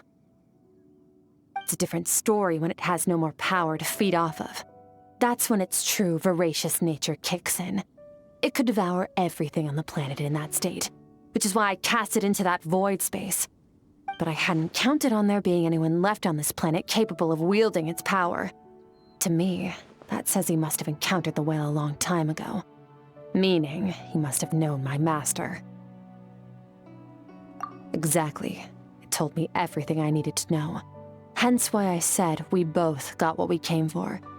And I believe that brings our transaction to an end. Now that you're whole again, you can get back to your own journey. I'll handle the rest of this situation myself. No way! We can't leave now! Something was stolen from you because of us. We have to help you get it back. This isn't my first taste of failure or losing power. When you fall, you get back up again and become stronger. That's how it is. But what if that monster finds you before you're all better? Plus, how are you gonna get home? It's not like you can just go swoosh and open a door to the abyss again. Not without your full strength. So, sticking with us for the time being doesn't sound so bad, does it? Fair enough. Then take this. What is it? A bag of Mora. Nothing in this world is free. I know that much. I'll leave the planning to you. Hurry up and decide where to go. We shouldn't linger. We should take Skirk somewhere she can rest. But where? Paimon gets the feeling Skirk wouldn't like being around a lot of people. Oh wait! Baizhu said we could rest in the back room of the pharmacy, didn't he? Let's head there! He'll know something about Master. I'm sure of it. Next time, I need to be ready. Oh, this. It's a star crystal suit. Abyssal energy is scarce in Tevat. Wearing this helps me access it more freely. It stores concentrated abyssal energy that I can draw from on the go. When the energy runs out, it reverts back to its original form. Fine. It was just a scratch. It'll take time to recover my strength, of course. But adapting to situations like this is nothing new for me. Found somewhere to rest. Well, lead the way then.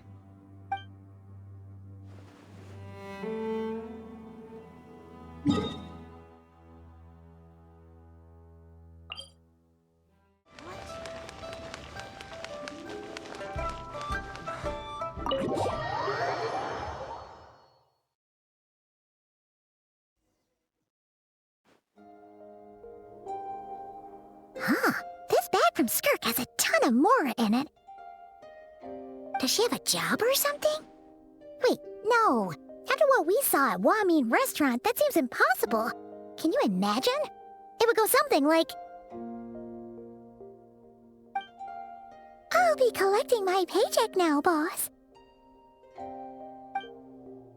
Oh, sure thing. Wait, who are you? Have we met? Huh. Can't hold a job if you make everyone forget about you. So, what did you do to get all this Mora? Claimed some buried treasure, took care of a few monsters that were causing trouble. Nothing untoward. It's safe to use. Ah! You heard all that? A sonorous voice like yours is hard to miss. I wouldn't be surprised if the sound of it traveled to the nearest mountaintop. Then, did you by chance happen to hear Paimon's little, joke earlier? You mean when you called me Frosty the Lavender Melon? No, sorry. Paimon totally misspoke just now. She didn't say that at all. It was, a Paimon lookalike. Yeah, she's a piece of work, that one. Always impersonating Paimon and giving people weird nicknames. Okay, fine. The truth is, Paimon didn't like you all that much at the start. But things are different now. You helped the Traveler in a big way, so... What do you say? Friends? I noticed there was only one bed. Go ahead and get some rest. Wait, what about you? I don't get tired, and I don't need rest. I'm going to practice my sword work. That should help me regain some strength.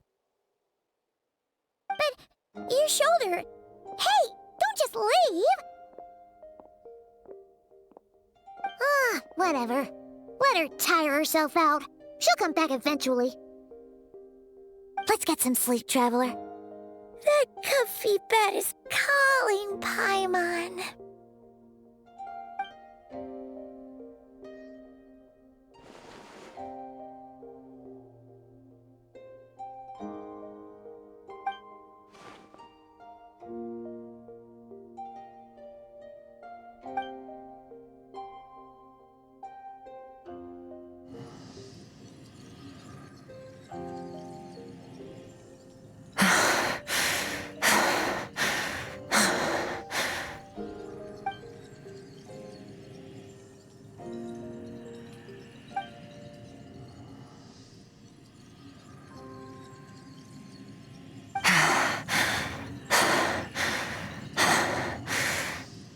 Quiet.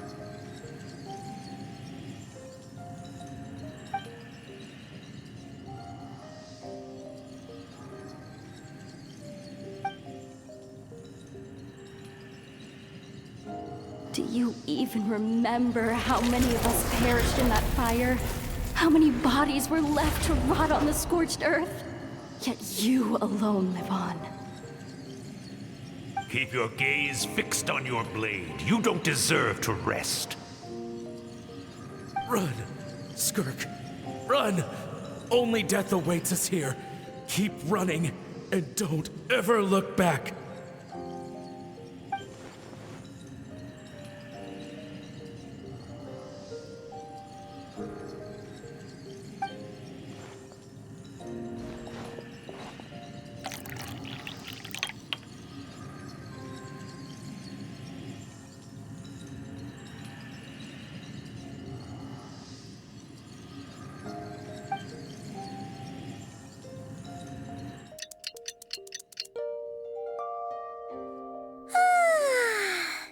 Getting an early night's sleep is the best.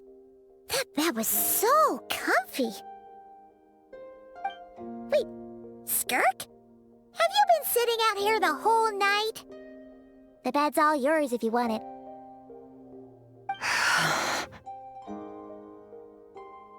About 60%, maybe 70. Whoa! Paimon thought it would take at least a couple of days. That was fast. No, not fast enough. That's 20% less than last time. Same training regimen, same intensity. Nothing felt different, but somehow the outcome fell short. No, I think the problem's with me. I need to meditate for the next 2 days. Deep introspection should help me find the issue. Ooh, sounds intense. We'll watch over you in the meantime, then. Thanks. See you in 2 days.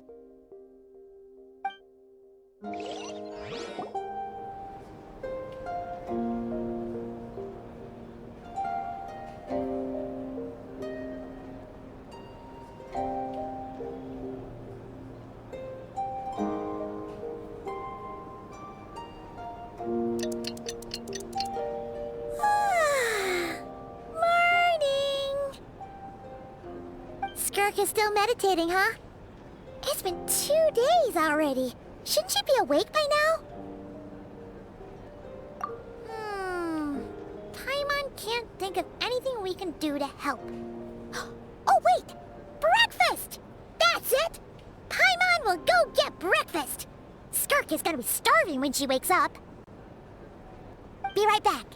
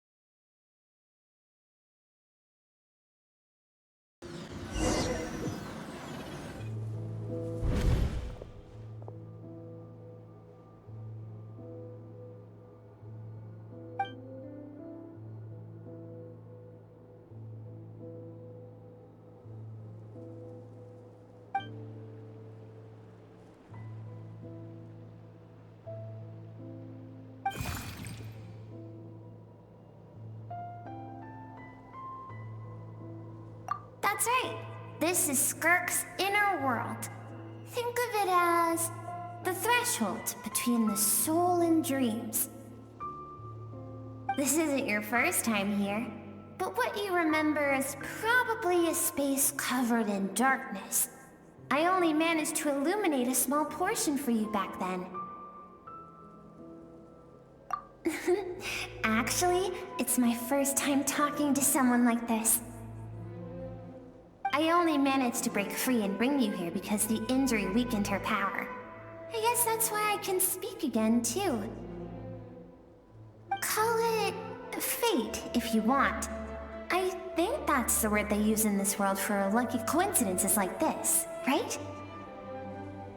Now, before I take you to her, I gotta ask. You're the first outside visitor to ever come here, so what's your impression of this place? Oh, you noticed. This river represents Skirk's strength. Strength accumulates over time. It is the summation of a person's lived experience. So this river is where all the fragments of Skirk's life should converge into a single stream of memories and emotions, flowing forward as one. But as you can see, this river has been severed numerous times. It's because Skirk doesn't like who she was in the past. And all she sees reflected in the river is a disgraceful shadow of who she was. She cuts through water and rock with the sword of reason, severs her connection with the past, and begins anew.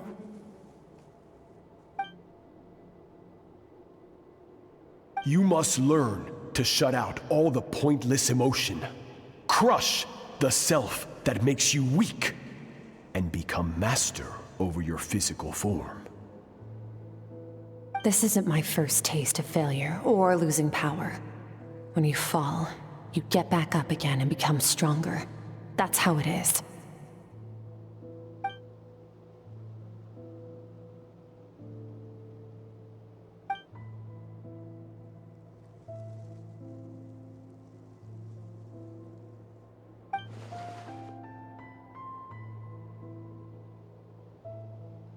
The answer to one mystery invites another question, I see.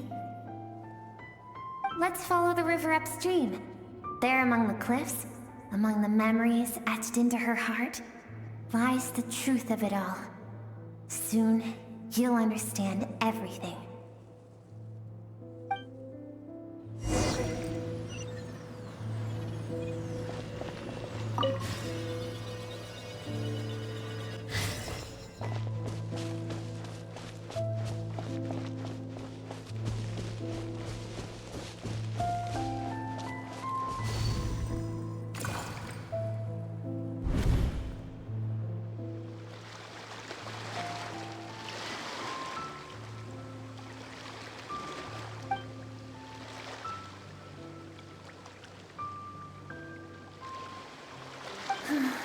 I've always thought that, even when falling leaves don't come from the same tree, they can still form bonds of kinship when they meet. Like meteors, you both made a journey through the stars. Both travelers who have landed on a planet that is not your home. Yet, when she first noticed your presence, although she hesitated for a moment, she still chose to walk away. Indifferent as ever.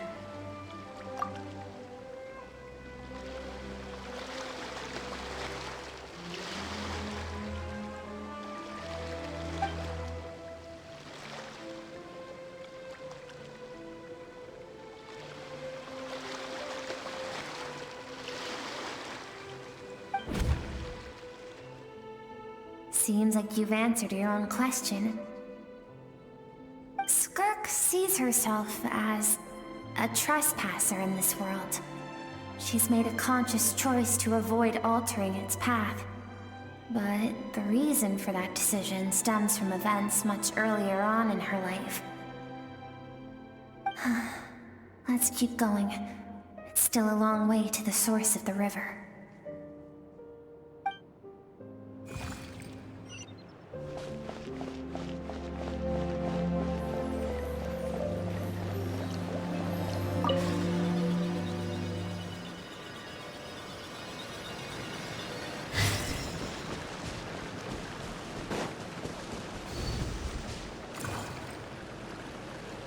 You now have what it takes to wield immense power. From this day forth, I shall teach you no more. No one can become a worthy warrior through imitation alone. I have given you fangs and claws. Now, you must learn to hunt. You wish me to travel the world beyond on my own, Master? Indeed. Make new friends. Embark on your own journey. And piece together a new future from the shattered remnants of your past. We will still have contact through the abyss. But know this. One day, I will take the life you worked so hard to rebuild and reduce it to ashes. Just like the fire that haunts your mind. Why would you do that? I have told you before, fear is the catalyst for human evolution. You have tasted loss. You have known fear so deep it can be felt in the bones. But as living beings, we all have an instinct to detach from that which harms us. And thus, pain dampens over time, and the acrid taste of fear becomes but a distant memory. Yet now, I have bestowed upon you the gift of fear eternal. It will drown you in the nightmare of your childhood, or it shall drive you to defeat me, whatever the cost.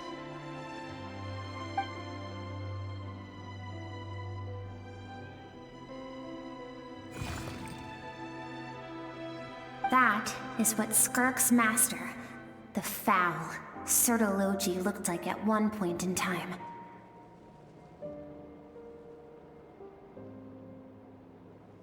Of course, as a higher being, physical form is a triviality to him.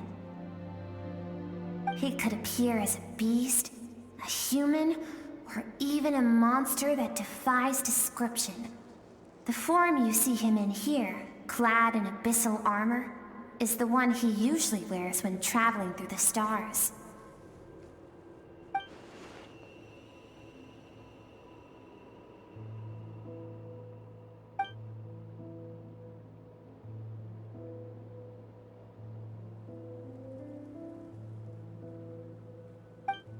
For certain reasons, I need to bridge the power gap between me and my master as quickly as possible. But first, I need to understand the source of his strength. To do that, I need to follow in his footsteps, walk the path he once walked, and somewhere along the way, I'll find out how to defeat him. That is my sole focus and purpose.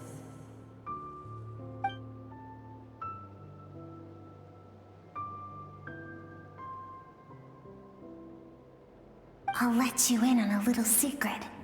The real Sirology is terrifying. The scope of his power is impossible to understand until you experience it firsthand. It is absolute, the power to crush all things. Shall we keep going? Let's see. We're about halfway there.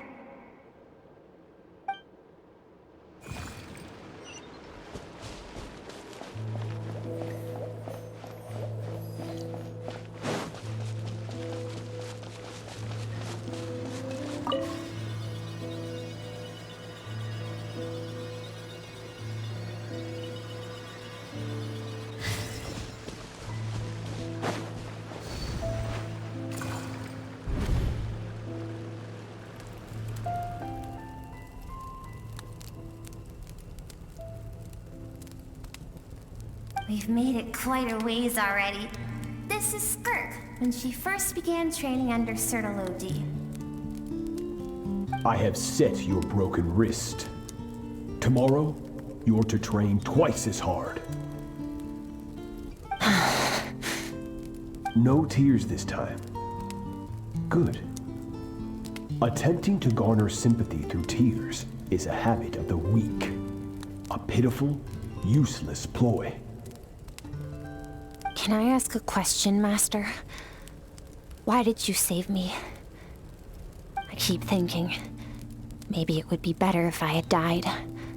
I wouldn't be haunted by that fire all the time. I wouldn't have to go on like this. I saved you because I have a plan for you.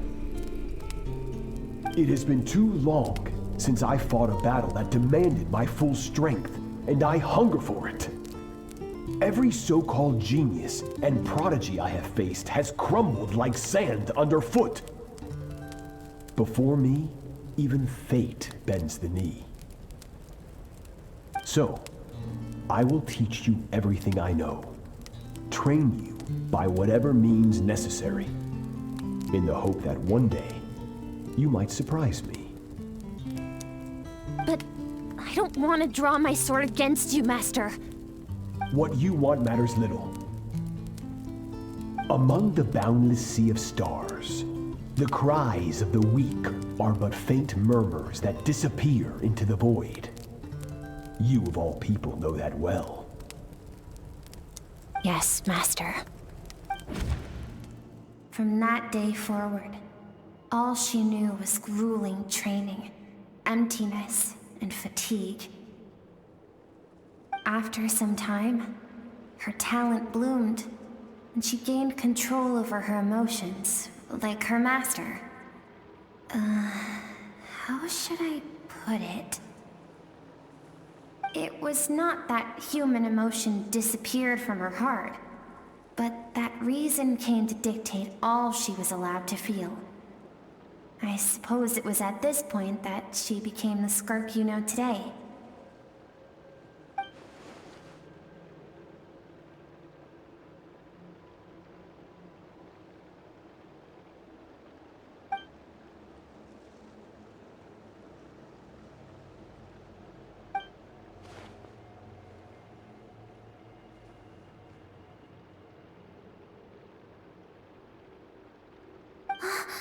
We're nearly there. I almost don't want to reach the end. Well, shall we? This is the final stretch.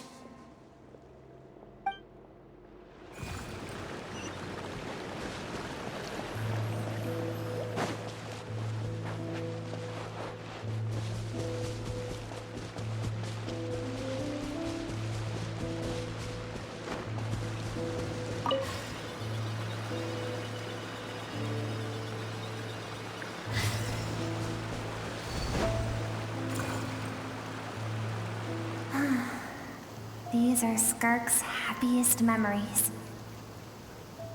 What a simple and carefree time it was. Wisps of clouds dotted the sky. The sun bathed everything in golden light. And when song filled the air, not even the shyest of flowers could resist swaying along. This is Skirk's homeland. She was so curious about everything as a child.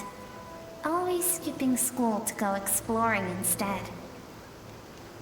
There was so much to discover. The treasures at the bottom of the sea. The secrets beyond the stars. And that merchant ship packed with adults wearing those strange clothes. Yes, the ship. That was the beginning of the end. It was a spaceship. When it arrived, the people that disembarked wore smiles on their faces and spoke of friendship. They claimed to be merchants from a neighboring planet, looking to establish trade. Skirk's parents, her relatives, her neighbors, everyone welcomed the newcomers with open arms and allowed them to explore the planet. To them, the visitors were guests and should be treated with hospitality. No one had any idea of what was to come. Several months later, an army of unknown origin arrived without warning and carried out a ruthless campaign to destroy everything and everyone on the planet. Skirk had skipped school that day, like so many times before, so she was not caught in the immediate wave of destruction. But when she came home that day, only fire and ruin awaited her. Countless people cried out to her for help. People she knew and loved. Friends and relatives. The little girl who lived next door. The shop owner with the bad leg. The bad-tempered teacher she had made fun of just that morning. Their lives were discarded like worthless trash as the fire consumed one life after another. Skirk was helpless. All she could do was run. And so she did. She kept running until an unexpected figure crossed her path. If Sertology hadn't been there in that moment, the fire would have claimed her life too. And there she would have remained, left to rot in the scorched earth, with no answer as to why any of this was happening.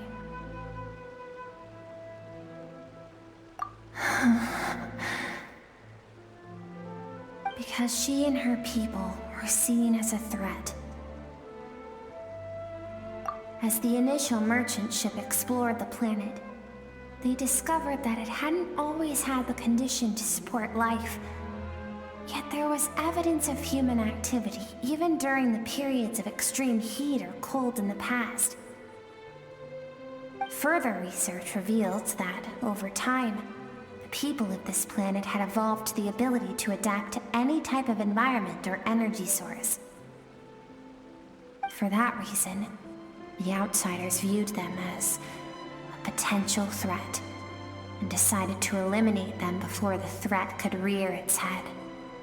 And so, the army was called, and the so-called danger was wiped from the face of the planet.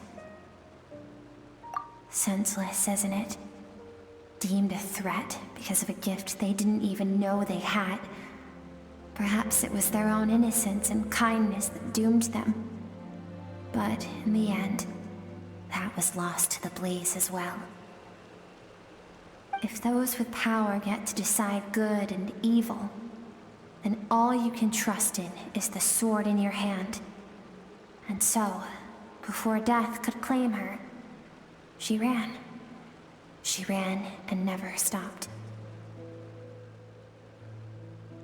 No one wants to relive their most painful moments. Well, that brings us to the end of the story. This is as far as we can go. Skirk is waiting over there. For both of us. Let's go to her. It's time to fulfill my purpose. And my greatest wish over all these years.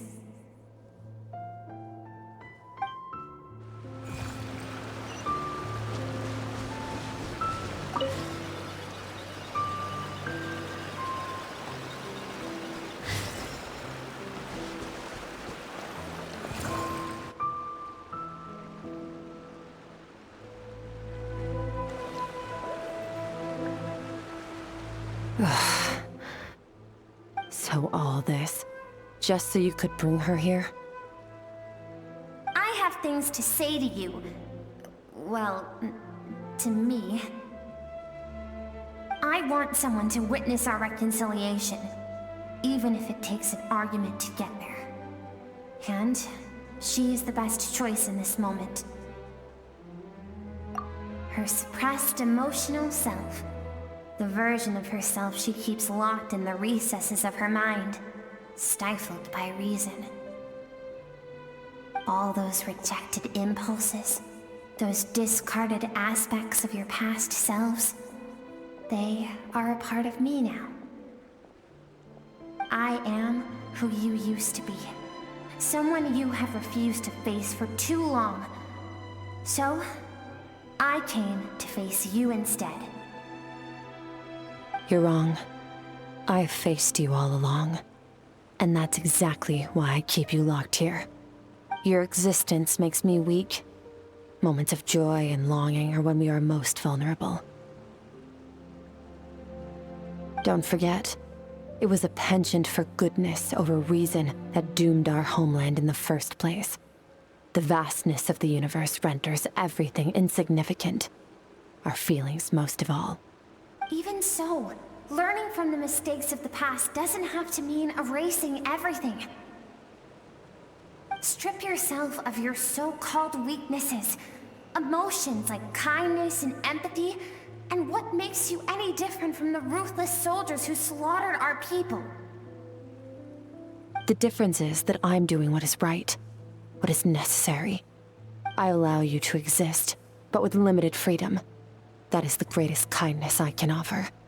I've shouldered everything you couldn't carry. I rose above the numbness and emptiness, and it was cold, unfeeling reason that brought me this far. It made me who I am. It made me strong. That is the problem. I want to shoulder those things together. On the grand scale of the entire universe, maybe our feelings are vanishingly small, but why should that mean they don't matter? Emotion gives warmth to the cold expanse of space. It gives meaning to the world around us. Think back to those nights of gazing at the stars, those afternoons of exploring the unknown. Think back and let them grant you peace. A brief respite from the pressure you put on yourself.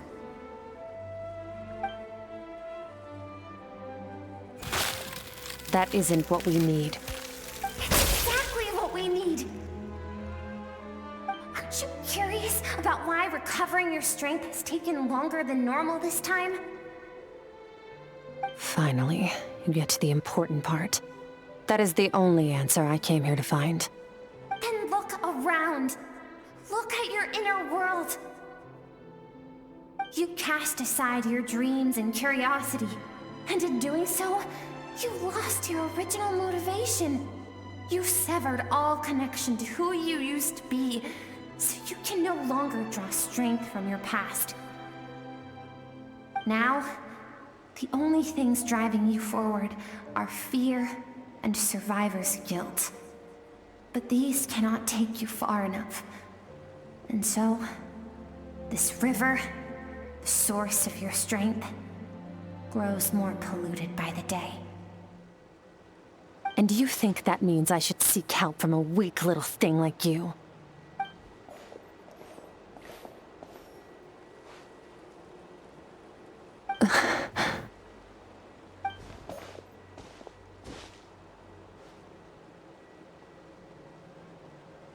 Thank you for saying that.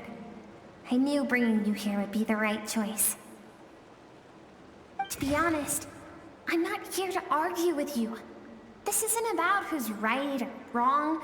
And in fact, I agree that in order to make it through the wake of that tragedy, we had to distance ourselves from the pain through reason over emotion. But what is right at one point in time isn't always right forever. I know you will never forget that fire. I know the fact that you were the sole survivor fills you with guilt. And I know that among the voices that haunt you, mine is there too. Because deep down, you know that you didn't turn out to be the person you wanted to be. All those unfulfilled hopes are like knives to the heart. And I don't want you to hurt anymore. So even if you can't accept me, I hope, at least, that you can let go. I keep thinking, maybe it would be better if I had died. I wouldn't be haunted by that fire all the time. I wouldn't have to go on like this.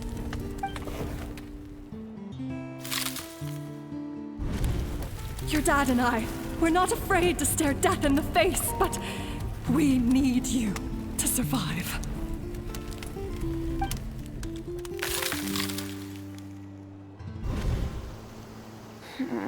I'm sick of being a kid.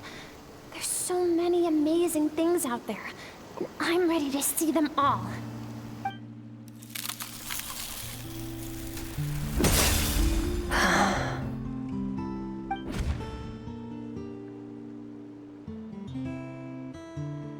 I remember. There was a song Mom and Dad always sang when we went out to fetch water. Dancing water. The sand along your path is begging for your song and movement. Will you carry this burden with you on your journey? I am not the dancing water, and you are not the burdensome sand. But if this is your wish, then I will carry you with me until the end. Thank you. I should be thanking you.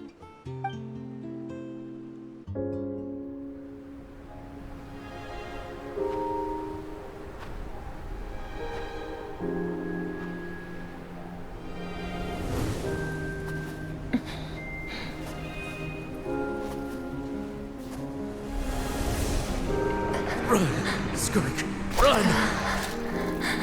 Remember, leave no one alive! Heed my words, Skirk. Let fear take root in your soul. Did you survive? Why was it only you? Skirk, did you become a positive light in this world?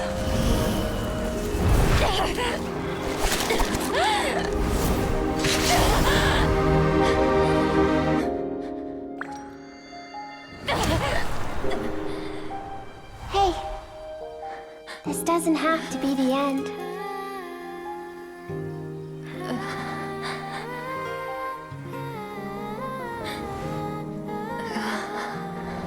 Life is a gift.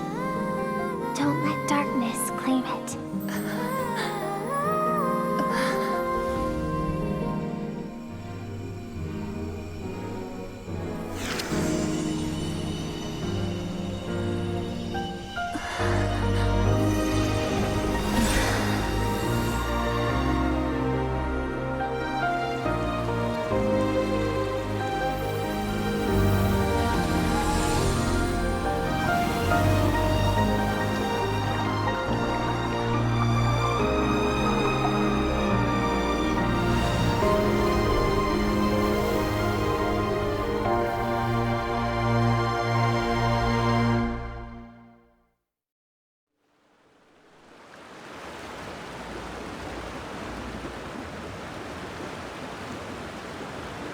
So, you saw my memories then.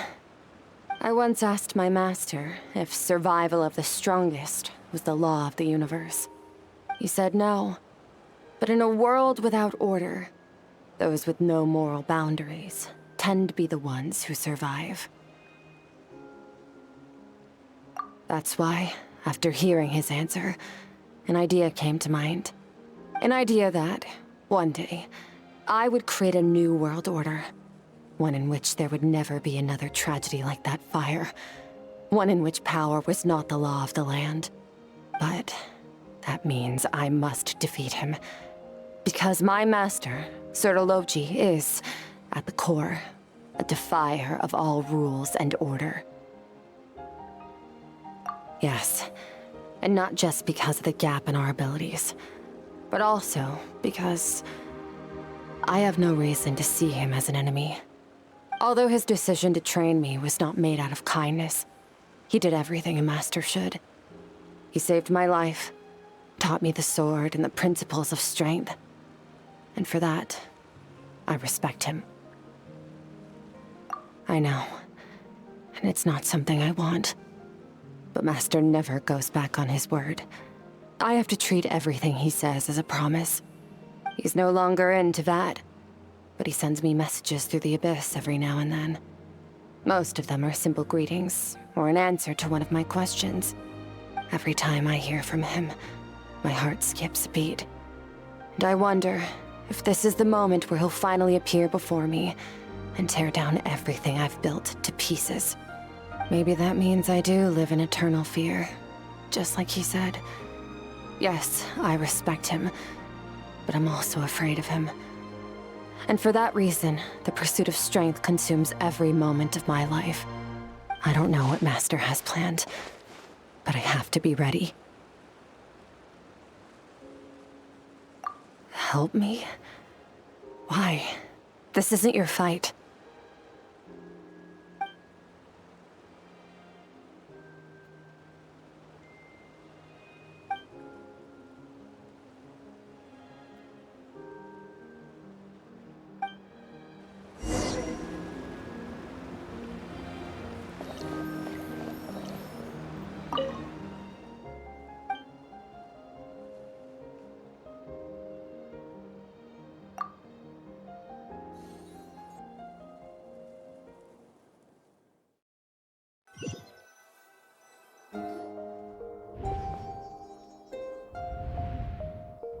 Oh, you're finally awake!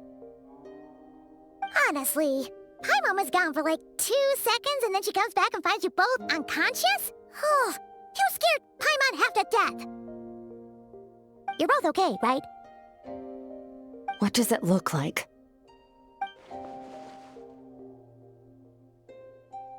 Only water from the source can cleanse the rot and filth that flows from the past into the future.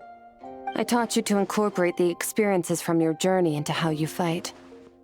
I suppose what happened today will become an inseparable part of who I am. Okay, so Paimon feels like she's missing some important context. But whatever. Paimon brought back tons of delicious snacks! Let's dig in!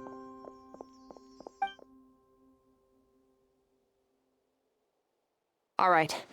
It's about time we finished what we started. We're gonna deal with this thief for good, right? This time, I'm not going to tell you to hold back. But having digested even more power in the meantime, he's going to be tougher than before. The good news is, we have no reason to pull our punches this time. So, let's go. Same place as last time.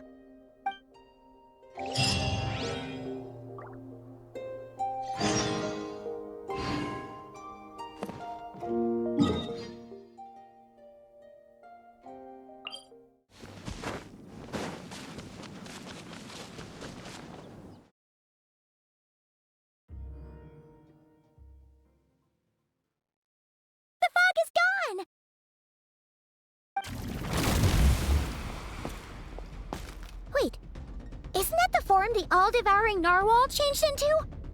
How come he knows that, too? Really? So, You're telling Paimon that giant whale and this guy can both turn into the fowl? How does that work? It's a subconscious instinct. Any intelligent being who longs for his level of strength is bound to mimic his appearance. It's a natural response after encountering someone as powerful as Master. To them, he represents ultimate power. We know the person before us has encountered Master, and we know he stole a portion of my power. So it's not surprising that he would assume this form. Okay. Oh, the closer Paimon looks, the more intimidating it gets. Nervalette isn't here this time, so it's up to us. He won't have the nerve to steal again after we're done with him. Let's teach this guy a lesson.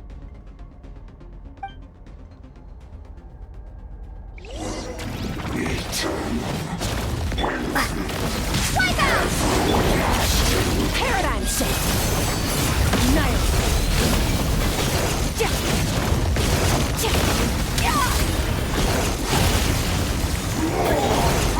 Haven't forgotten your training, I hope.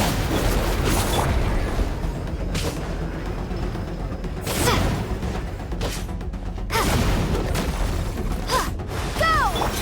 Fearless! Into the void! Water jet! Water jet!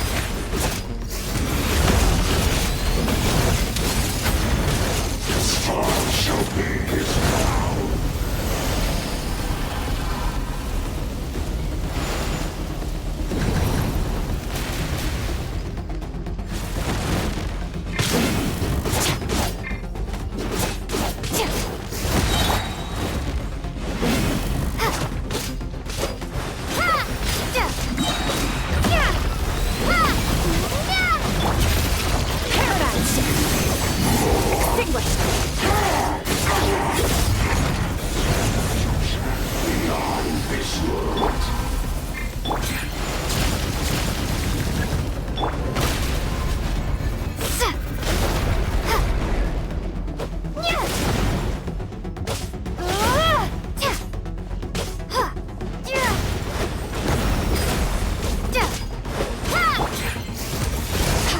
Mine to wield.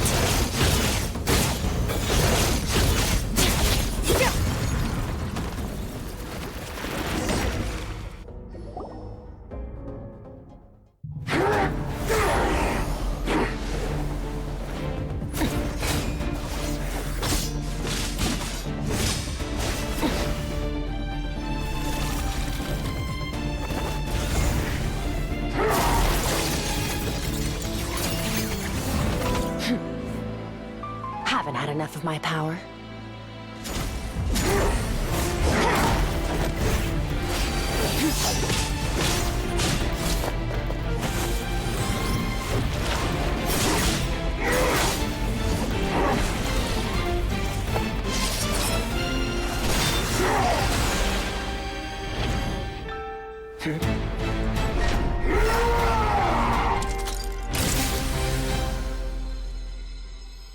Well then, let's see how much more of this power you can handle.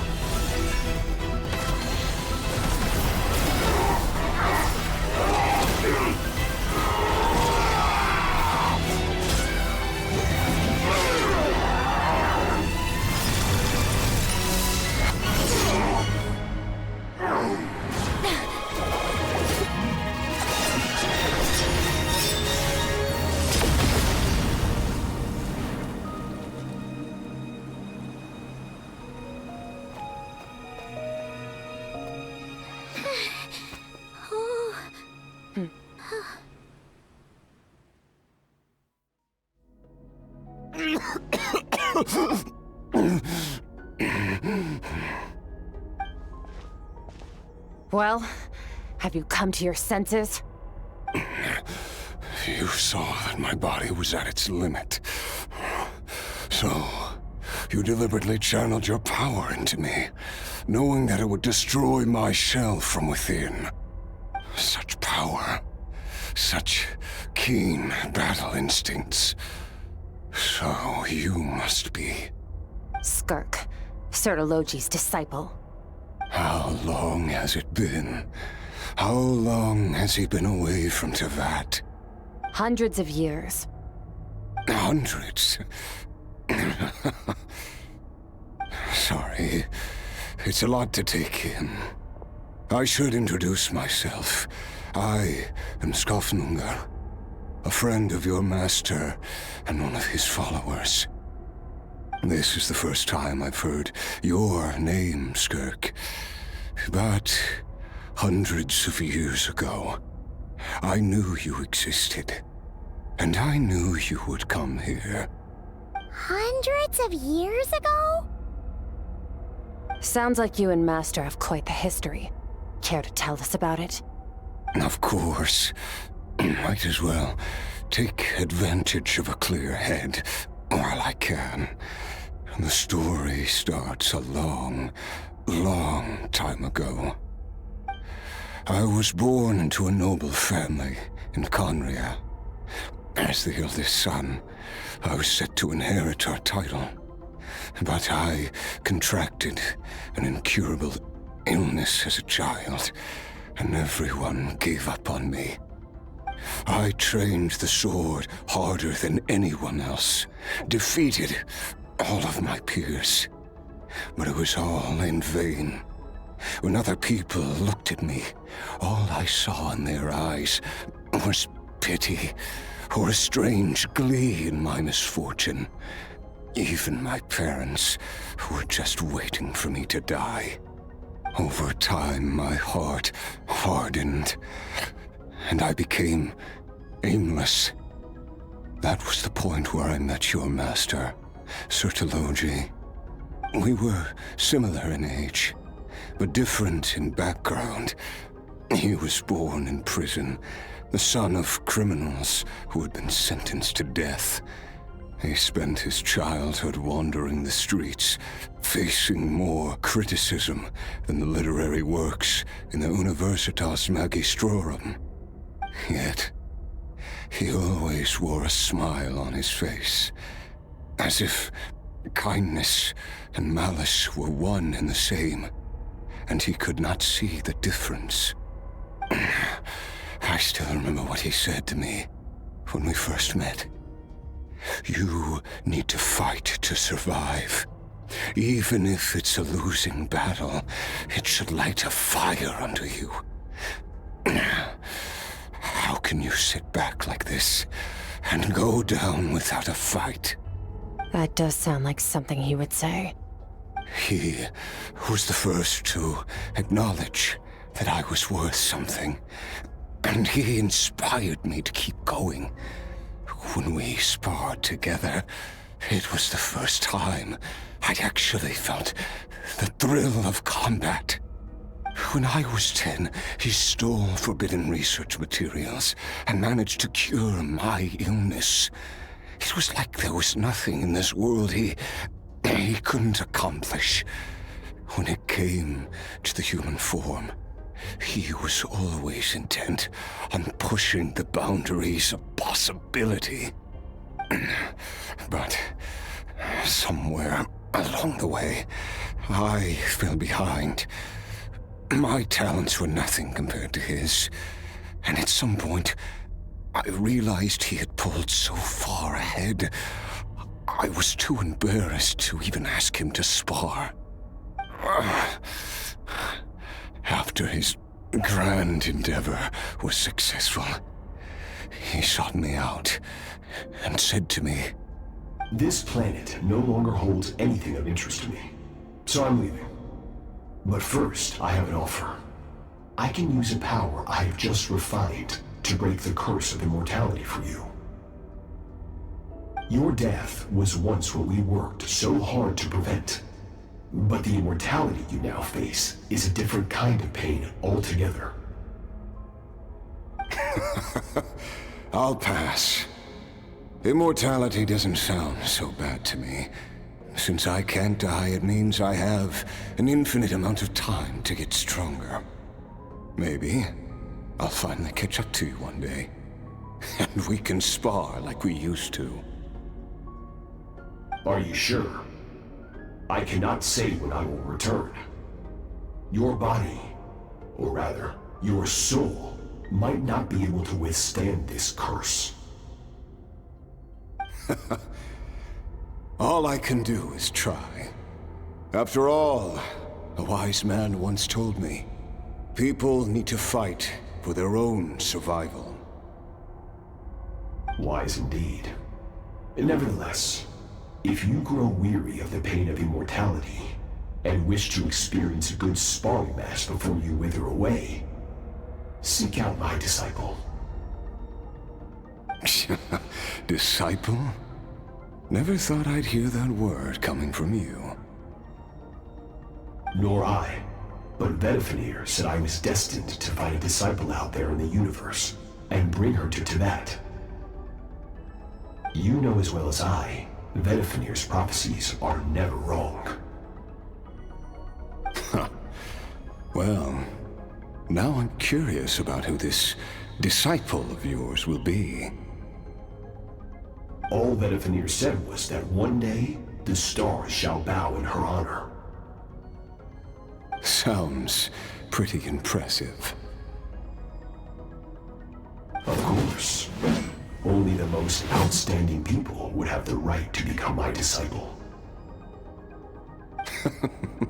Still self-assured as ever, I see. But you're not wrong. I'll be leaving then. Oh, and if you are serious about getting stronger, I left you a little gift in the primordial sea. As I've said before, walk whatever path you want. Freedom means even the wicked get to make their own choices. Waiting for me in the primordial sea was the all-devouring narwhal, already beaten into submission by Sertologi. In its weakened state, I was able to cut off part of its flesh and sew it into my own heart. Your heart? That sounds like torture! How did you even survive that? Because, of course, I bear the curse of immortality. So, you used the curse to turn yourself into a vessel for power. Even with that whale's ability, devouring power like that is not something the human body can withstand. With your body and soul constantly at the breaking point, it was the curse of immortality that sustained you. But that is not the path to strength. You have to pour your heart into it, work for it, dream of it. Instead, you stole something that didn't belong to you, and it backfired. You're right. I should have known better, but I had already pushed myself to my limits, and he was still miles ahead of me. So I had to take a leap of faith. I miss your master. I miss the days when we were all together, troublemakers without a home. I don't regret the choice I made. But if you'll allow it, I do want to apologize. To both of you. After the beating we just gave you, I think we can call it even. You're an interesting one as well. Sertologi's disciple. That's a lot to live up to. It can't have been an easy experience. I know what he's like.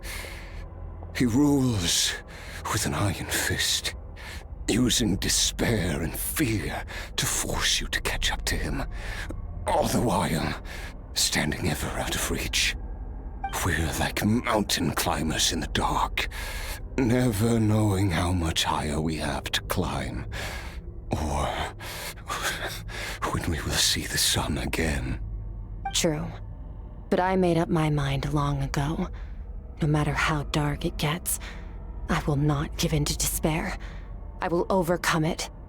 Besides, after hearing your story, I suspect what Master really wants is not a battle that demands his full strength, but rather a defeat without regrets. Oh? Since you're his friend, you must have some things in common. First time we came here, when you stabbed me through the fog and stole my power.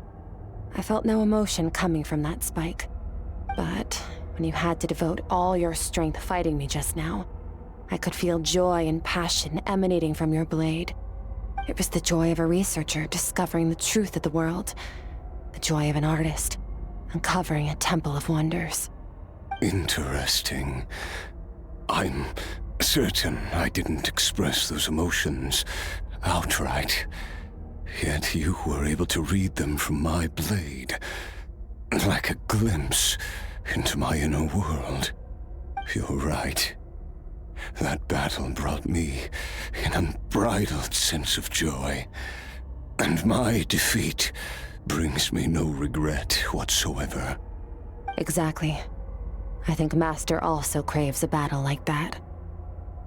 One where his opponent forces him to use all his strength, unlock the extent of his potential, and transcend his own limits. A battle to end all battles. After which, all can come to an end, including, perhaps, his life. For that very reason, good and evil are meaningless to him. He has one purpose, one goal: to complete himself. It's one of the secrets to his strength. Perhaps you're right. Perhaps that is his goal. What a battle that would be. Oh, to witness such a...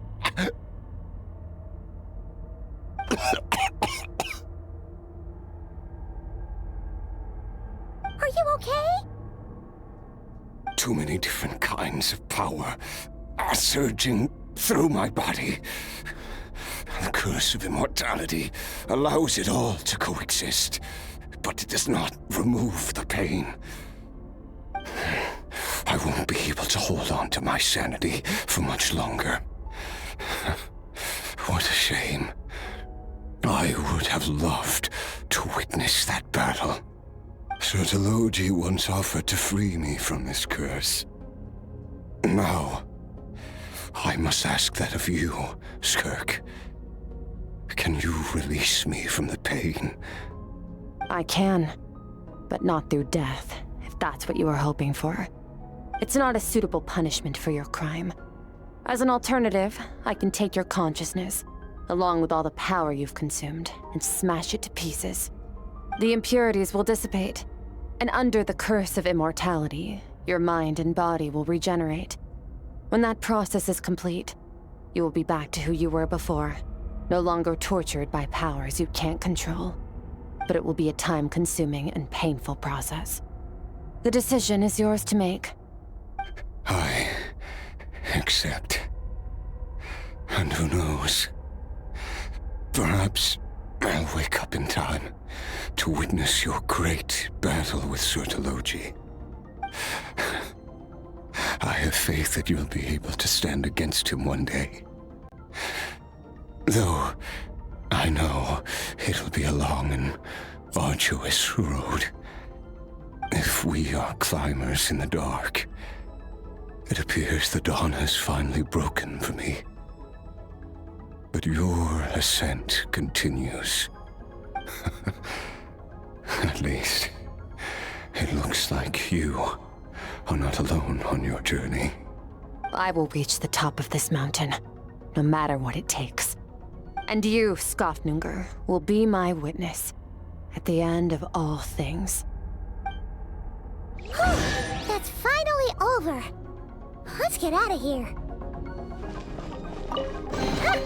At least we don't have to make a mad dash for the exit like last time.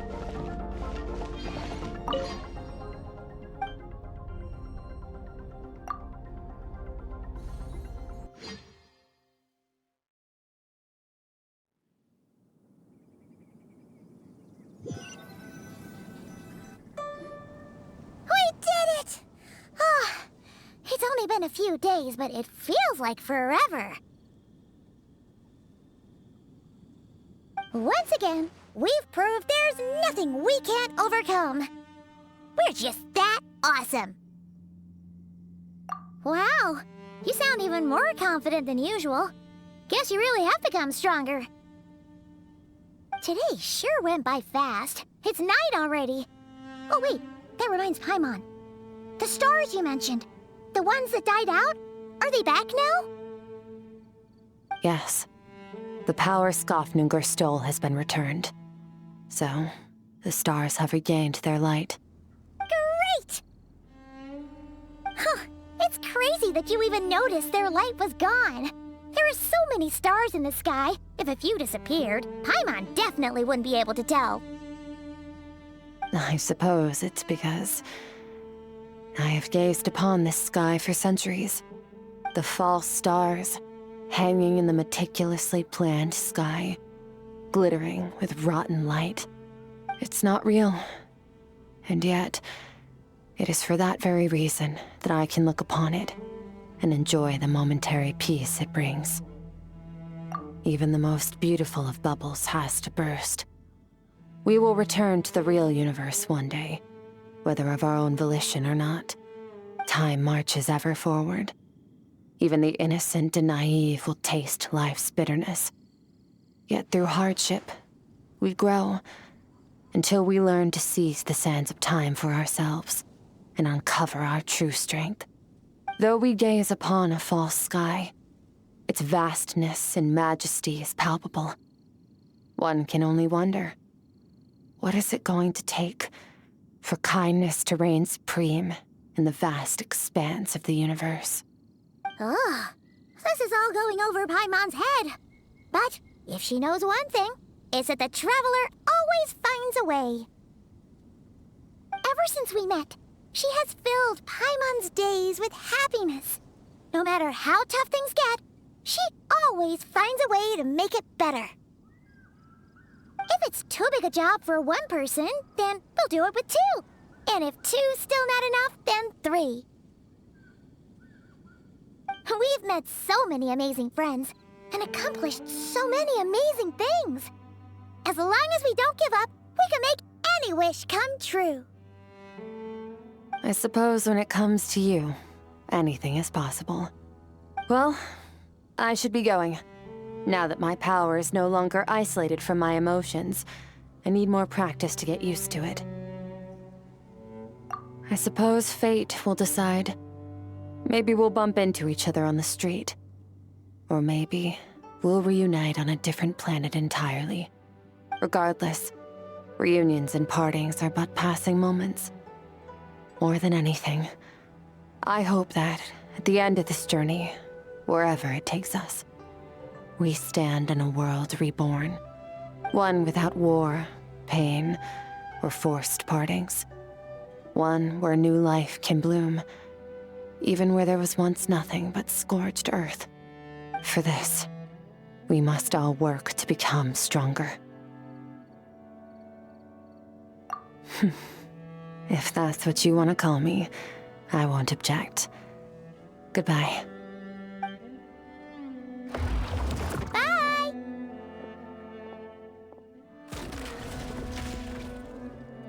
Is it just Paimon, or is she being nicer than before? We definitely count as friends after all that, don't you think? Hey, what do you think about camping here tonight? There's nothing quite like sleeping under the stars. Come tomorrow, we can continue our journey. Oh, and since Paimon treated you to that super nice meal at Wanmin Restaurant, it's about time you returned the favor.